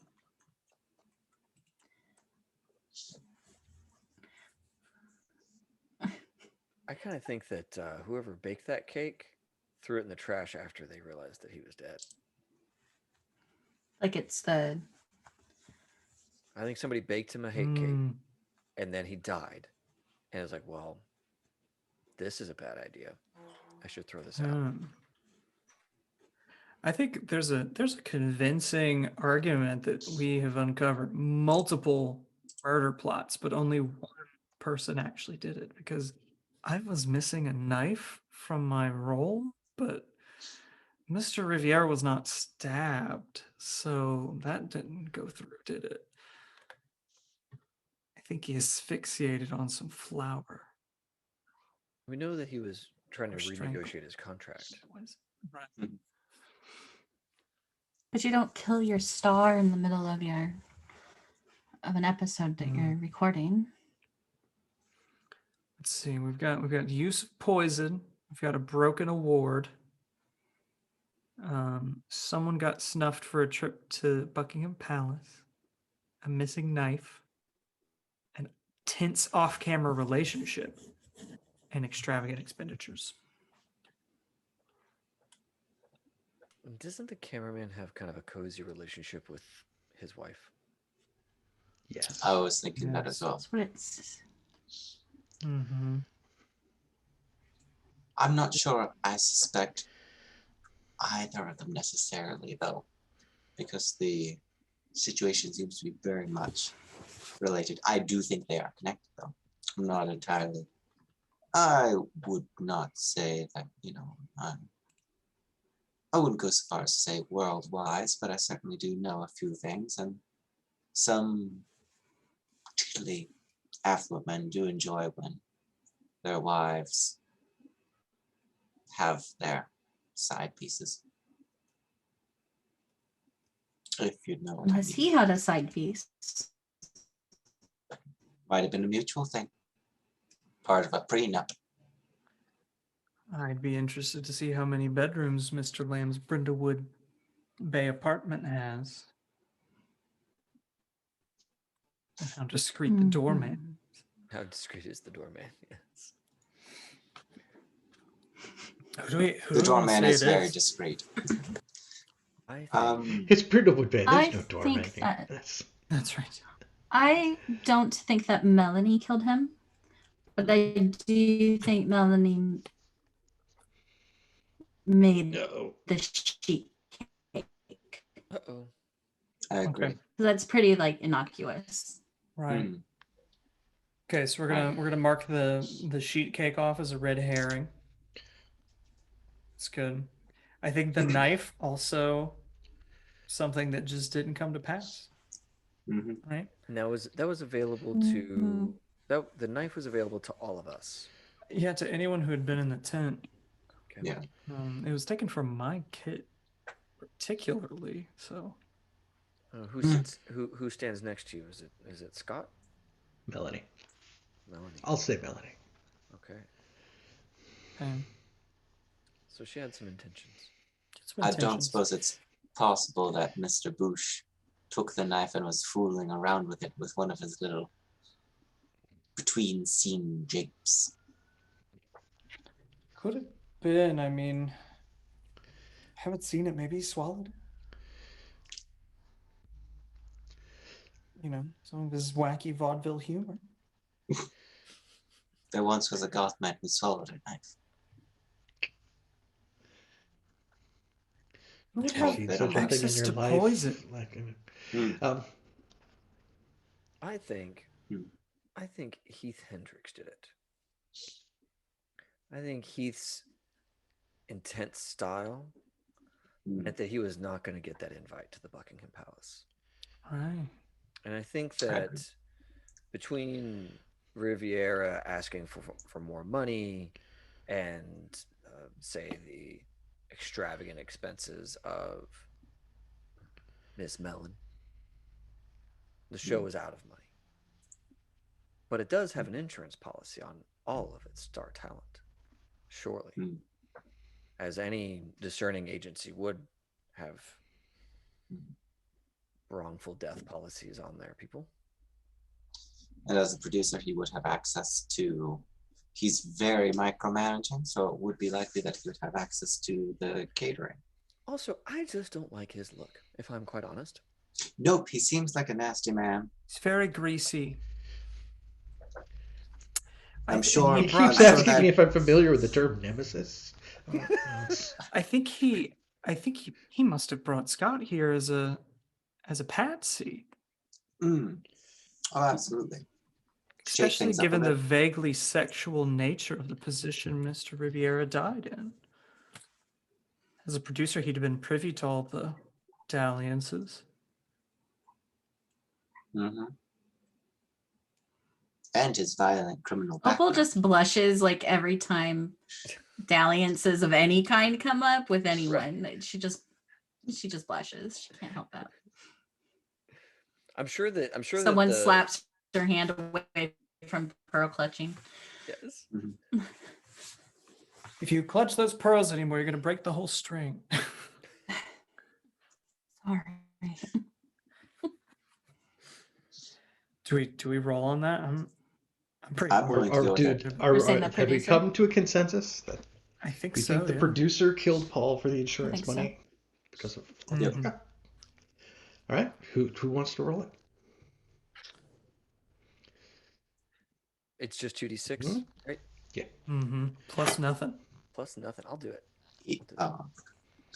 We're gonna let Mr. Google roll for us. Google is deciding It's gonna everything. use all the Googles on us. Yeah, so Will I'm not sorry be able search to search engines for are broken anything for a later. hot second while I do this super important roll. I needed What's a our map, and instead we have this. Yes, exactly. Yeah, I rolled a 3 and a 4. 7. That is a 7. So nope. That means Well, things. I'll let we're Mike right, tell us but what there's that a- means. It's the correct solution, Oh, but the keeper will either add an unwelcome complication to the solution itself, or present a complicated or dangerous opportunity to take down the culprit or save the day. Oh well, we're on. I already know what half this team is on. yeah, definitely. I like the second one. Because like I want to get murdered. I'm just saying. I have a proposal then for the second one then. Can I seed in just I want to remind us all of two key interactions with the producer, Mr. Hendricks. One, I clearly sabotaged my microphone so as to not be heard, and was hauled away by Mr. Hendricks earlier this day. And two, way back a week ago, Hendricks wanted me to like talk to the camera about some stuff. Francis was not about that. Francis instead doted on little Buck there and made sure that Buck was presentable and was in a good place because he seemed disheveled for some reason. Almost as if he had extracurricular activities going on. And so, yeah, I think that Mr. Hendricks kind of has it out for Francis at this stage. Okay. 8. That's what I wanted to toss back in there before you said your things, Mike. I'm sure you had a plan, and maybe I'm mucking up that plan. But No, you're not. Okay, I good. think I was going to offer that there is there's going to be the opportunity to take down the culprit and save the day, because we roll into like yes, but like they call everybody back as you do that, and he's still here, and they're like you have to do the showstopper challenge, and you have to do your cake. You have to start these big cakes. They have to like do the things. They have to be 3 tiers and 8 feet tall and spun sugar and hats. The cakes must wear hats. yes, Exactly. And I think it's usually like when it's the real world, they do this in 2 days, right? They like signature and technical one day, and then they come back the next day and they do the showstopper. And here they're having you do it in 1 day. So it is dusk, it is night, it is dark out now. Oh, good. Yep. So many masked young men with bricks. Yes. It's the night move now. We get like pushed down the stairs and shit. it's the bricking hour. Yes. They say you can walk from Brindlewood Bay to Boston on men with bricks. They just toss the bricks into the ocean and you can cross it like a bridge. Yeah. But you're dodging every time because those bricks are tossed at you. Yeah. So you have to actively survive as the road is constructed by this pile of bricks. It usually involves a lot of shouting at a boss name. You can do better than that, right? Like just So I think the dangerous opportunity is that it's night, so anything's going to be the night move, and that partway through filming here, as they start like here's the showstopper challenge, and you have X amount of time to do these cakes, that you will see him walking out of the tent, and you see him get into a car, and you see that he takes like a big like a big briefcase that he puts in the trunk of the car, and like he kind of like looks around shiftily and like gets in the car, and it kind of like peels out of the parking lot. Can I use my Angus MacGyver move to cobble some shit together and disable his car? Quick, which shit is here, everybody? Yeah, hold on, wait, let's see. What? Wait, we know what's here. Name 3 Big objects you bags of find in the environment. Big bags, Bags of of sugar. sugar. Okay. It's just Stand one mixer. separate. A stand mixer. A stand mixer. Yeah.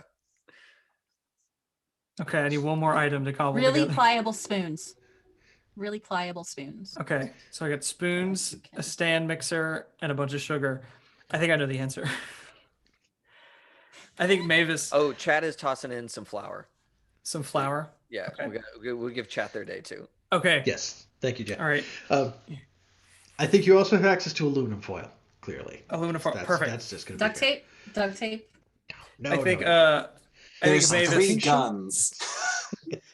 Oh, they I got think that candy Mavis- tape and all that kind of stuff for. an unlimited supply of knives. Like Yes.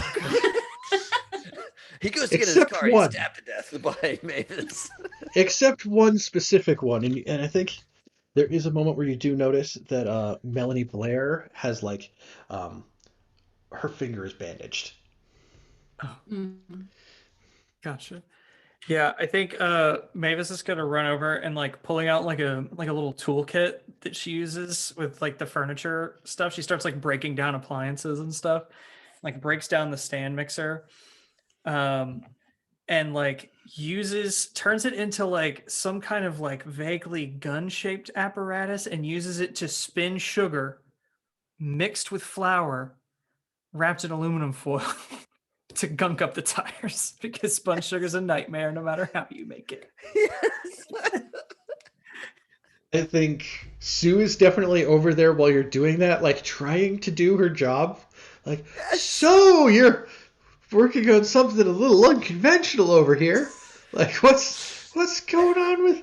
I see your stand mixers in 8 pieces. 1 minute. This is an interesting tack. It's like one minute. Spun sugar's a nightmare, and we're gonna make it Mr. Paul's nightmare, or not? What was his name? Heath. Oh, Hendrix. Hendrix. Mr. Hendricks. Hendrix. We're gonna get Mr. Hendrix nightmare as well. Just kind of like tossing stuff together, and that just gives me advantage on a roll to do something. Yes. I still have to Yes. roll things. So like I feel like making it gives you the thing, but like firing it to try to stop this car that's the night move.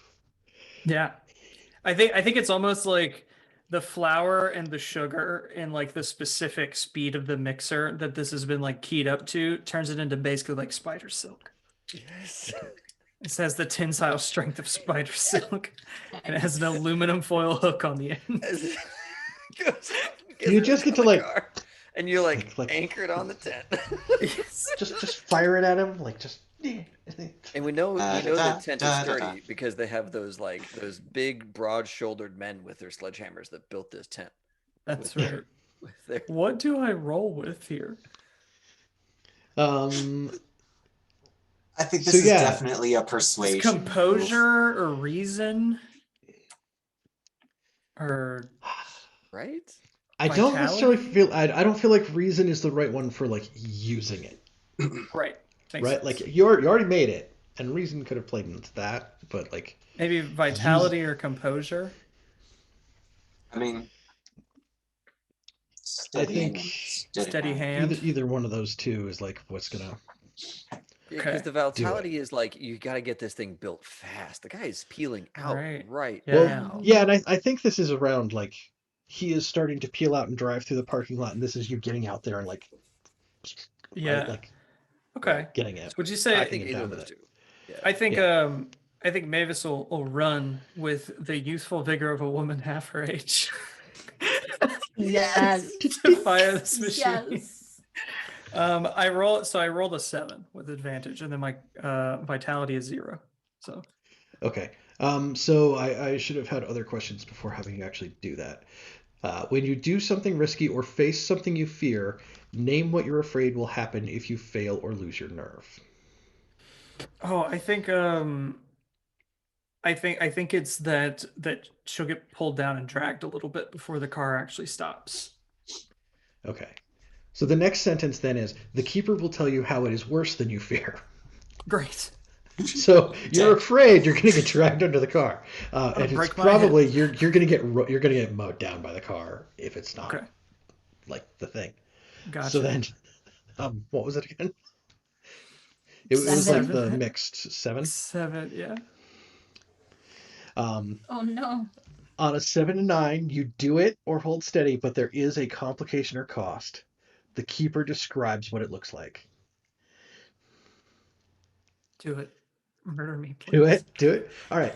I think that is like, yes, you have a go crown, charging like- out with this contraption gun to charge out here as Heath Hendricks in his huge glasses and his weird English teeth, and he's like, "Oh, I'm getting out of here. I got me the thing full of the insurance money receipts." I don't know how he had insurance money already in a box, but he's ready to get the hell out of here and like get this money and just take off, because hey, that's how insurance works. And he's in this like little like Fiero type car or something. It's like peeling through this gravel parking lot, and yeah, I think it's you fire the thing, you try to fire it, and it like doesn't completely go off at first. And he does like gotta he does spin kind up. of yeah, he's spun sugar, right? Like got to spin up. And he kind of like he tries to swerve, but he does like plow into you like Tokyo Drift style here, and that's when like it goes off as it's like finishing going over the top of you. So like Yes. it like totally mows you down, and you're like the big explosion of stuff as it's like Perfect. screeches immediately to a halt, and he bangs off the windshield inside it, cracking it. So I'm gonna put on a crown And not die. and not die. Okay. Yes.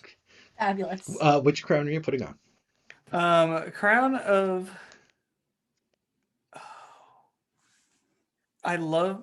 Okay, I'm gonna do the Crown of the Void because I love the first one from the Crown of the Void. Okay. Then yeah, we have seen all this happen, and then like it's like, and then it's like you come out and you end up in front of it, and it spins up just right, and it spikes him right into the middle of the parking lot as he like half turns because he was trying to swerve to avoid you, and he stops like right there. Like you probably like put out your hands to protect yourself, and it's like stuck to the window of the car. Like it stops like right before it hits you.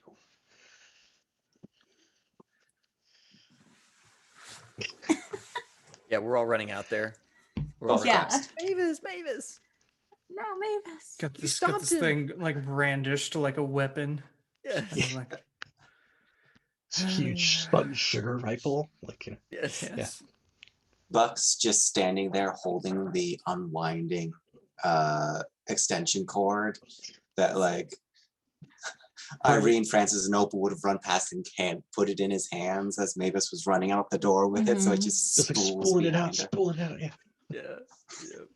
Yeah. Well, Yeah, but like, you know, this car screeches to a halt. Hendrix bashes his head on the inside. He comes out, he has the one little cut on his forehead, like, oh, I'm so injured, right? Oh, Sheriff Dalrymple just happened to be coming by to do something. Yes. Well, I mean, it's still like relatively an active crime scene, right? Like something bad happened here. Somebody was murdered less than 12 hours ago. Yes. Yeah, he's wrapping Besides up his that, interviews. yeah. He's out in the parking lot having a coffee, talking it over with Dr. Bob Swinton, right? Like their 2 coffee cups are on the hood of the police car, and they just watch as the car starts to peel out, and they're like, "Oh, that's weird." And then here comes Mavis with this weird like 2-handed like spinning gun thing, and like stops the car. And we're all running out there cheering Mavis on. Yeah. Yes. And Dalrymple picks up the coffee cup and starts like walking over like, what's going on? I think Dr. Bob definitely had the cup of coffee over there because he is still trying not to get in the car with the dead body. Yes. He is, It's been oh, sitting there please for don't make me 12 do it. hours. Like, yeah. It's been sitting He's there. made it so much. He's made it so much worse for himself. Yeah, he I really don't has. want to get in there. He's Don't got want to the get in AC there. cranked, hoping that's gonna do it. It's not. It's not. Only one of the vents works. Oh, oh. He needs the Freon I- recharged. Yeah.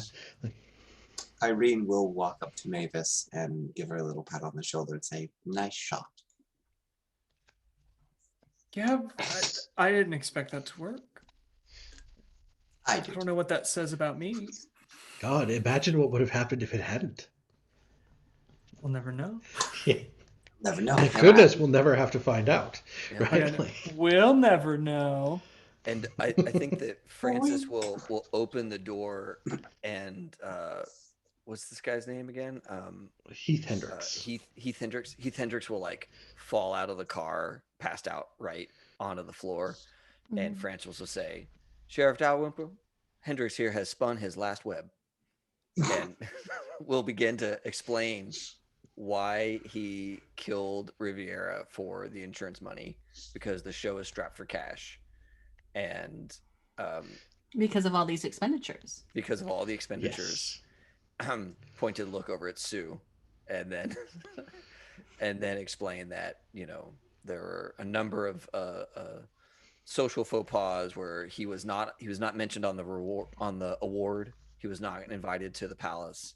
He had been trying to save the show and getting no credit for it, and felt that the only way forward was to rid the set of one of the primary judges. Hire somebody cheaper.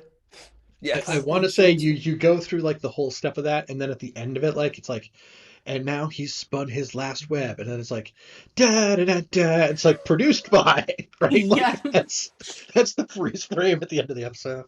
Dun, dun, dun, dun, dun, dun, dun, dun, dun, dun. Ba-da-da-da-da-da-da. And Bum, copyright bum, notice. bum, bum. So good. That theme, the Wait. first time I heard that theme song, I lost my mind. That is not what I expected to happen. It's so upbeat. It's nighttime and something bad could be happening. Played in a minor key. Yes. Bum bum bum bum bum. The Yes. characters So of this there. work are purely fictitious. Any resemblance was coincidental. Yeah. So we have solved a mystery. And now, anybody who has crown scenes that they have to narrate, we get to do that. No, that's something else. I still don't. I can't remember if I did one last time. But the one I did this time doesn't have a scene. It just It doesn't adds have a to scene future attached to it? scenes. It adds Okay. to future scenes. Yeah. So when you put on the Crown of the Void for the first time, you get a little aspect called a shadow in the garden. Hereafter, during cozy vignettes focused on you or cozy move scenes involving you, you must also narrate how dark entities subtly reveal themselves in the scene. There's like, shadows in the window, like peeking in and stuff like Oh that. man, do you remember there was this show, I think it only ran for like a season, called Dead Like Me. And it basically followed this girl who had died, and now she was involved with like bringing spirits to the afterlife, along with a crew of other people who are in the same Yeah. deal, like the specters, like they are death, right? And they always had these like Grim Reaper wasn't a person; it was a job, and they had been yeah, it was assigned this job. Yeah. a bunch of people were assigned to this gig, and they had to like work together in this town. But they had these like little dark gremlins that would go around like making death happen. And that's kind of how it comes across to me, that there's these like little dark things that are running around causing chaos and mischief and death. Is that the take here? Just so I'm in. Am I on? I for me, I think for mine they'll be like maybe a little different every time. Like maybe cool. sometimes it's just like some unseasonal like murder of crows, Right. or this is a non-specific. It's a Yeah. non-specific thing. Of course, it's yeah, Okay. Yeah. or like somebody walks past the window while having a cozy conversation. It's like, There's a shadow. Yeah. who's in the back garden? Yes. Fishmen. Fishman. No, not fish. So many fish themes in the HSG canon. It's Joe- Massachusetts. It's all It's creepy Joe fish. Fishman, the local spooky guy.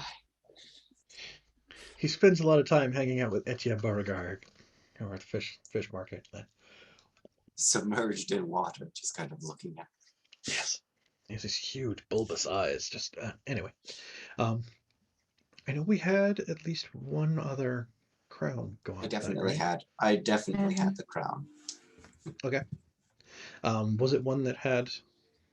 Did they have scenes attached to them? Mine was a crown of the queen, so Yeah. mine had a scene. Yes. Okay. Likewise. Okay.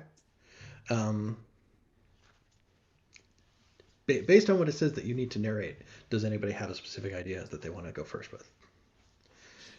Because they tend to have like something they tell you. You need to do a scene where you X, right? Mm-hmm. I think. I'm feeling that kind of the easiest one, just to fit in, is a scene in the present day showing a private side of you very few get to see. Okay. And So what is that? Yeah. I think that will be.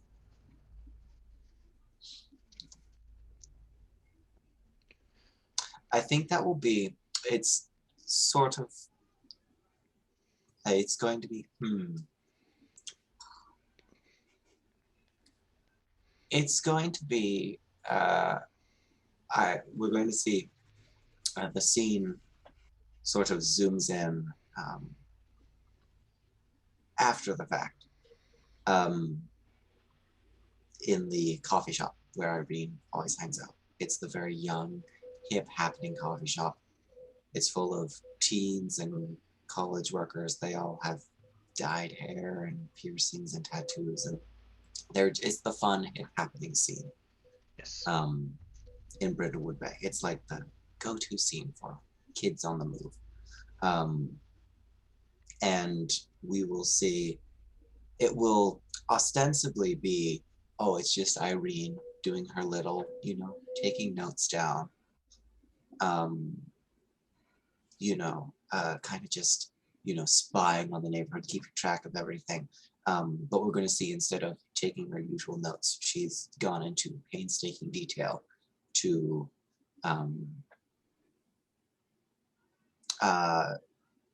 where she's sitting. She always sits facing the window, but she's a few tables back, and she's looking, and in front of the window is just like a couple, two younger people just sitting there, and Irene has drawn in the notebook, instead of like writing notes, because like we can actually see things happening around outside that like she should be paying attention to, but instead she's drawn not very well, but she's drawn two figures sitting at the table much like that, and you wouldn't know because she doesn't draw with enough skill to sort of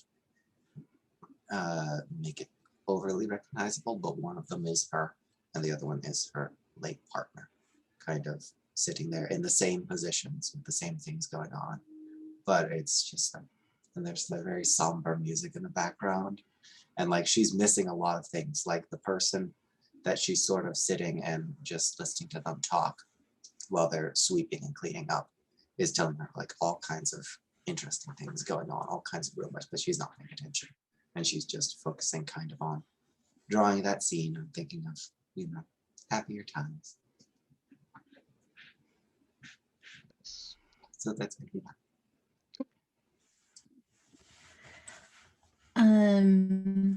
For my crown, I'm gonna choose a flashback showing how you were an imperfect mother. And it's definitely a non-talking scene. There's just music playing over it. and it's a younger Opal with like 3 kids, like one in their teens and the other, like the youngest one, like maybe being like 2nd or 3rd grade. And there's frustration on the kids' faces and there's frustration on Opal's faces, and it looks like the kids are doing homework and asking for, like, one of the kids is doing math homework and asking for help, and Opal doesn't get it.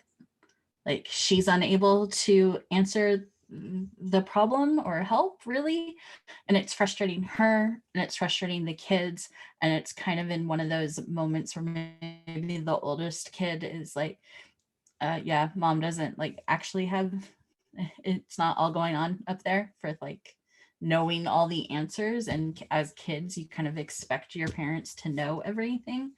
And yeah, it's just this kind of sad scene of like her getting frustrated and the kids getting frustrated and they're kind of yelling at each other. But probably like also kind of blossoms into one of the kids further on not asking their mother for help with certain homework things. But that's Opal's. Oh, good. I'm glad we ended on a happy note. That's how that goes. Yeah.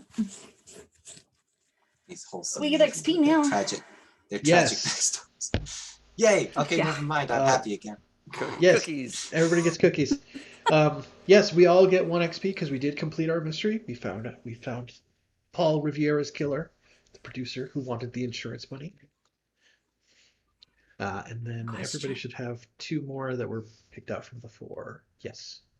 Just hit my 5. Uh-huh. So what do I do now? You'll be able to take 1 advancement and it resets to 0. Okay. So it fills up to 5, it resets to 0, and you'll be able to pick an advancement.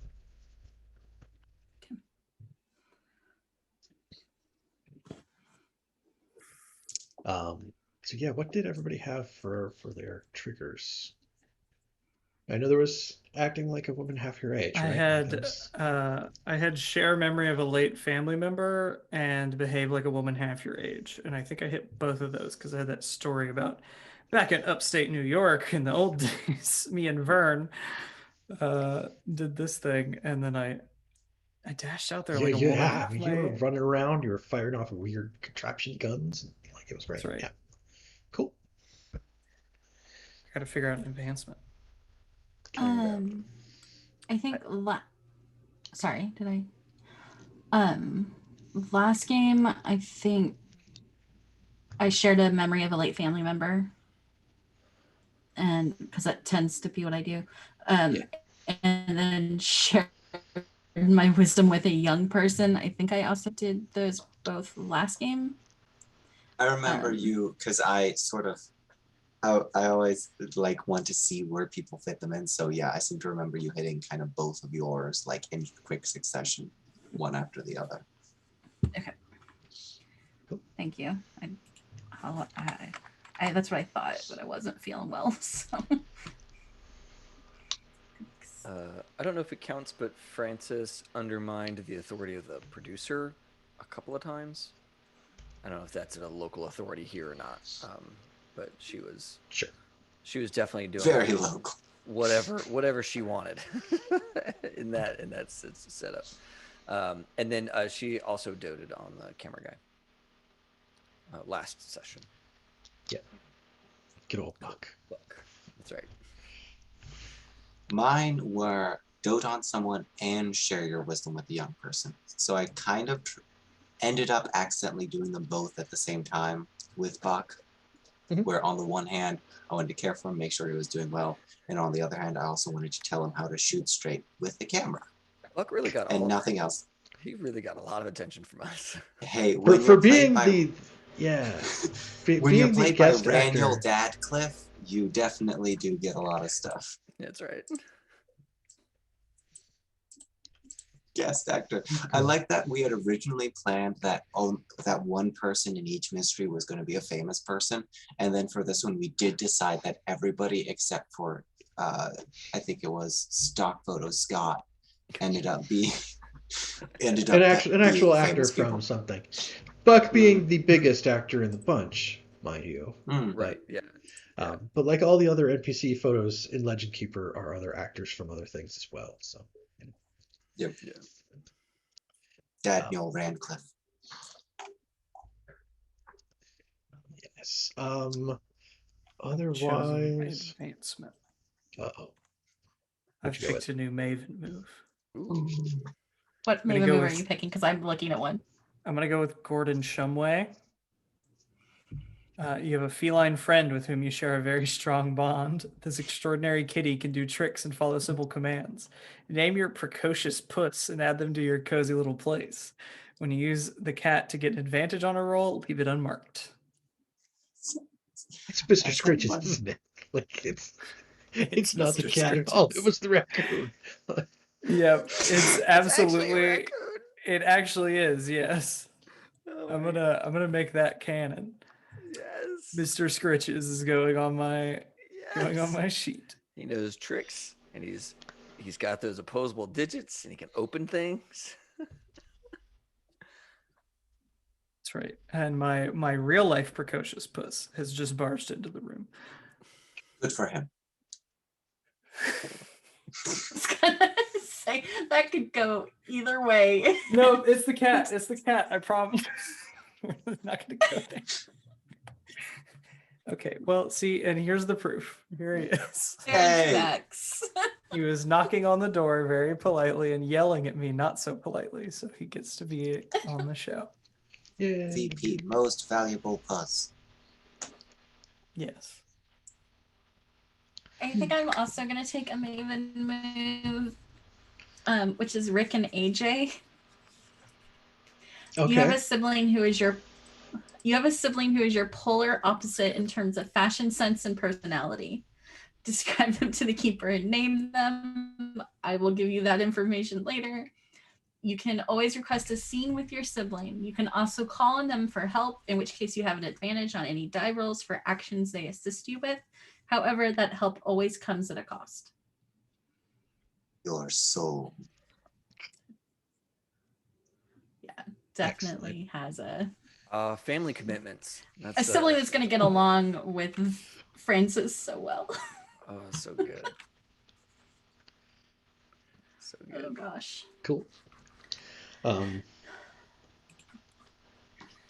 Yeah. Did anybody else have other stuff they need you to I'll need to update or pick a discuss Maven with them? move. Okay. But that's from last session. I just haven't done it yet. Okay. Then the other thing I'm supposed to do here at the end is stars and wishes. If anybody has stars, things about the session that they enjoyed, or wishes of things that they hope to see in an upcoming session, we're free to discuss them.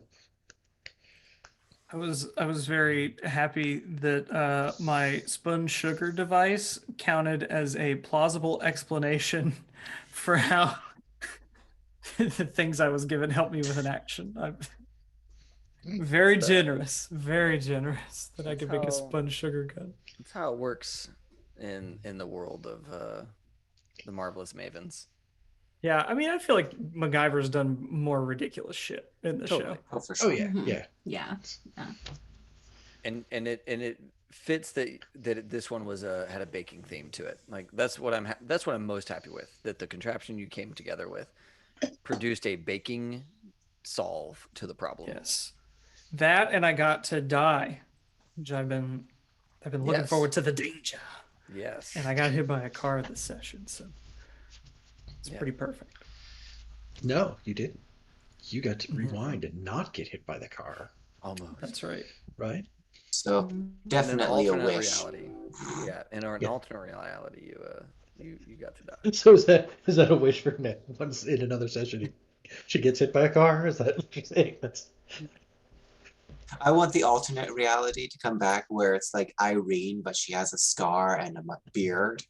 Yes. And she like comes through and she's like, I'm from the future where Mavis did get hit by the car. I am The darkest, darkest timeline, timeline. Mavis. Yes. Community. Yes. They hand out the goatees. That's right. No, I honestly, yeah, no, the star bits. I loved the getting to decide what the result of other people's actions were. I love that element of kind of baking, and I kind of like having that say in sort of collaborative storytelling, because it's like giving the presents at the beginning, Right. where it is, of course, it's very funny to play out. Here's how it went wrong, especially when it was like in a competition scenario. But it also is super fun to be like, oh no, this is perfect in every way, and here's what they did so right, and what kind of advantage they get from it. You were so afraid you were going to mess it up, and yet it turns out as Yeah. Mhm. Yeah, it was really fun to get to like arbitrate that. I liked that, and I like that Francis's stuff like never really came together. Like that was a fun way to fail in a game, and I like that quite a bit. I like the mini game, yeah. The mini game aspect where it's like, yeah, we're playing a role playing game, but now we're playing a baking game. Right. Mhm. Yeah. Right. We've Yeah. got a fishing There's- mini game next round. Yes. Oh, what is this? Why does it have so many fins and tentacles and like that? Mhm. Oh, Crying purple. No, I don't want it. No, yeah. no. No, several of the mysteries actually have like a little like either that procedure or like a couple of mysteries have like special mystery specific moves. There's one that's like, oh, it takes place at like the charity poker tournament. So there's one about like making it through the rounds. Like, Yes. so, Yes. yeah, I think that's all my stars. that's what I Not got. really any Yeah. wishes. Yeah. Yes. Yeah. It was a lot of fun, Cool. Mike. Yeah. Thank you so much. This is Thank so you. much fun. No, Mhm. thank you. Next session, are we planning on doing as we normally do? And I say normally do between the two sessions we've done, two missions we've done. Opening with cozy moves, cozy Cozy vignettes and Cozy cozy moves. Sweet. Awesome. And mine have a slight dark tinge to them because I chose drama. Yes. Mhm. I love it. Mhm. And I think Good some times. people might also need their cozy move for their conditions. If I want. Yeah, I need to get rid of this Yeah. memory. Well, this game by Jason Cordova, right? Yep. Yeah, this is solid. This is a solidly architected little fun game. This is great. Now it's its own like system that has been hacked and built off of. The carved from Brindlewood is a thing now. Yeah. Yes. Yeah, which Yeah. is kind of wild that it's created spin-off themes. Well, Because it's like like the a- mechanics are the same, but the themes will swap, like the setting and theme will swap. Yeah, I mean it's like a nice way to do like a mystery without Right. having the GM know the solution, which is always like the problem, right? You don't want to railroad through a mystery, but you already know what the end is because you had to make it. And this is like a Yeah. good solve for that. Right. There's always that, like, I can't give you all the clues because then you'll have the thing and then there's no session. Like, what are we doing here? Hanging out all night. Mm-hmm.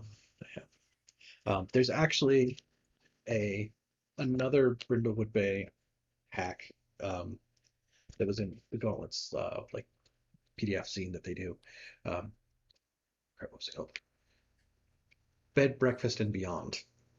It is actually set in Brindlewood Bay, but you are the proprietors of Bed and Breakfast. And the people who stay in one particular room keep disappearing. Yes. So it is instead of being murder Fuck. she wrote, it leads more unsolved mysteries.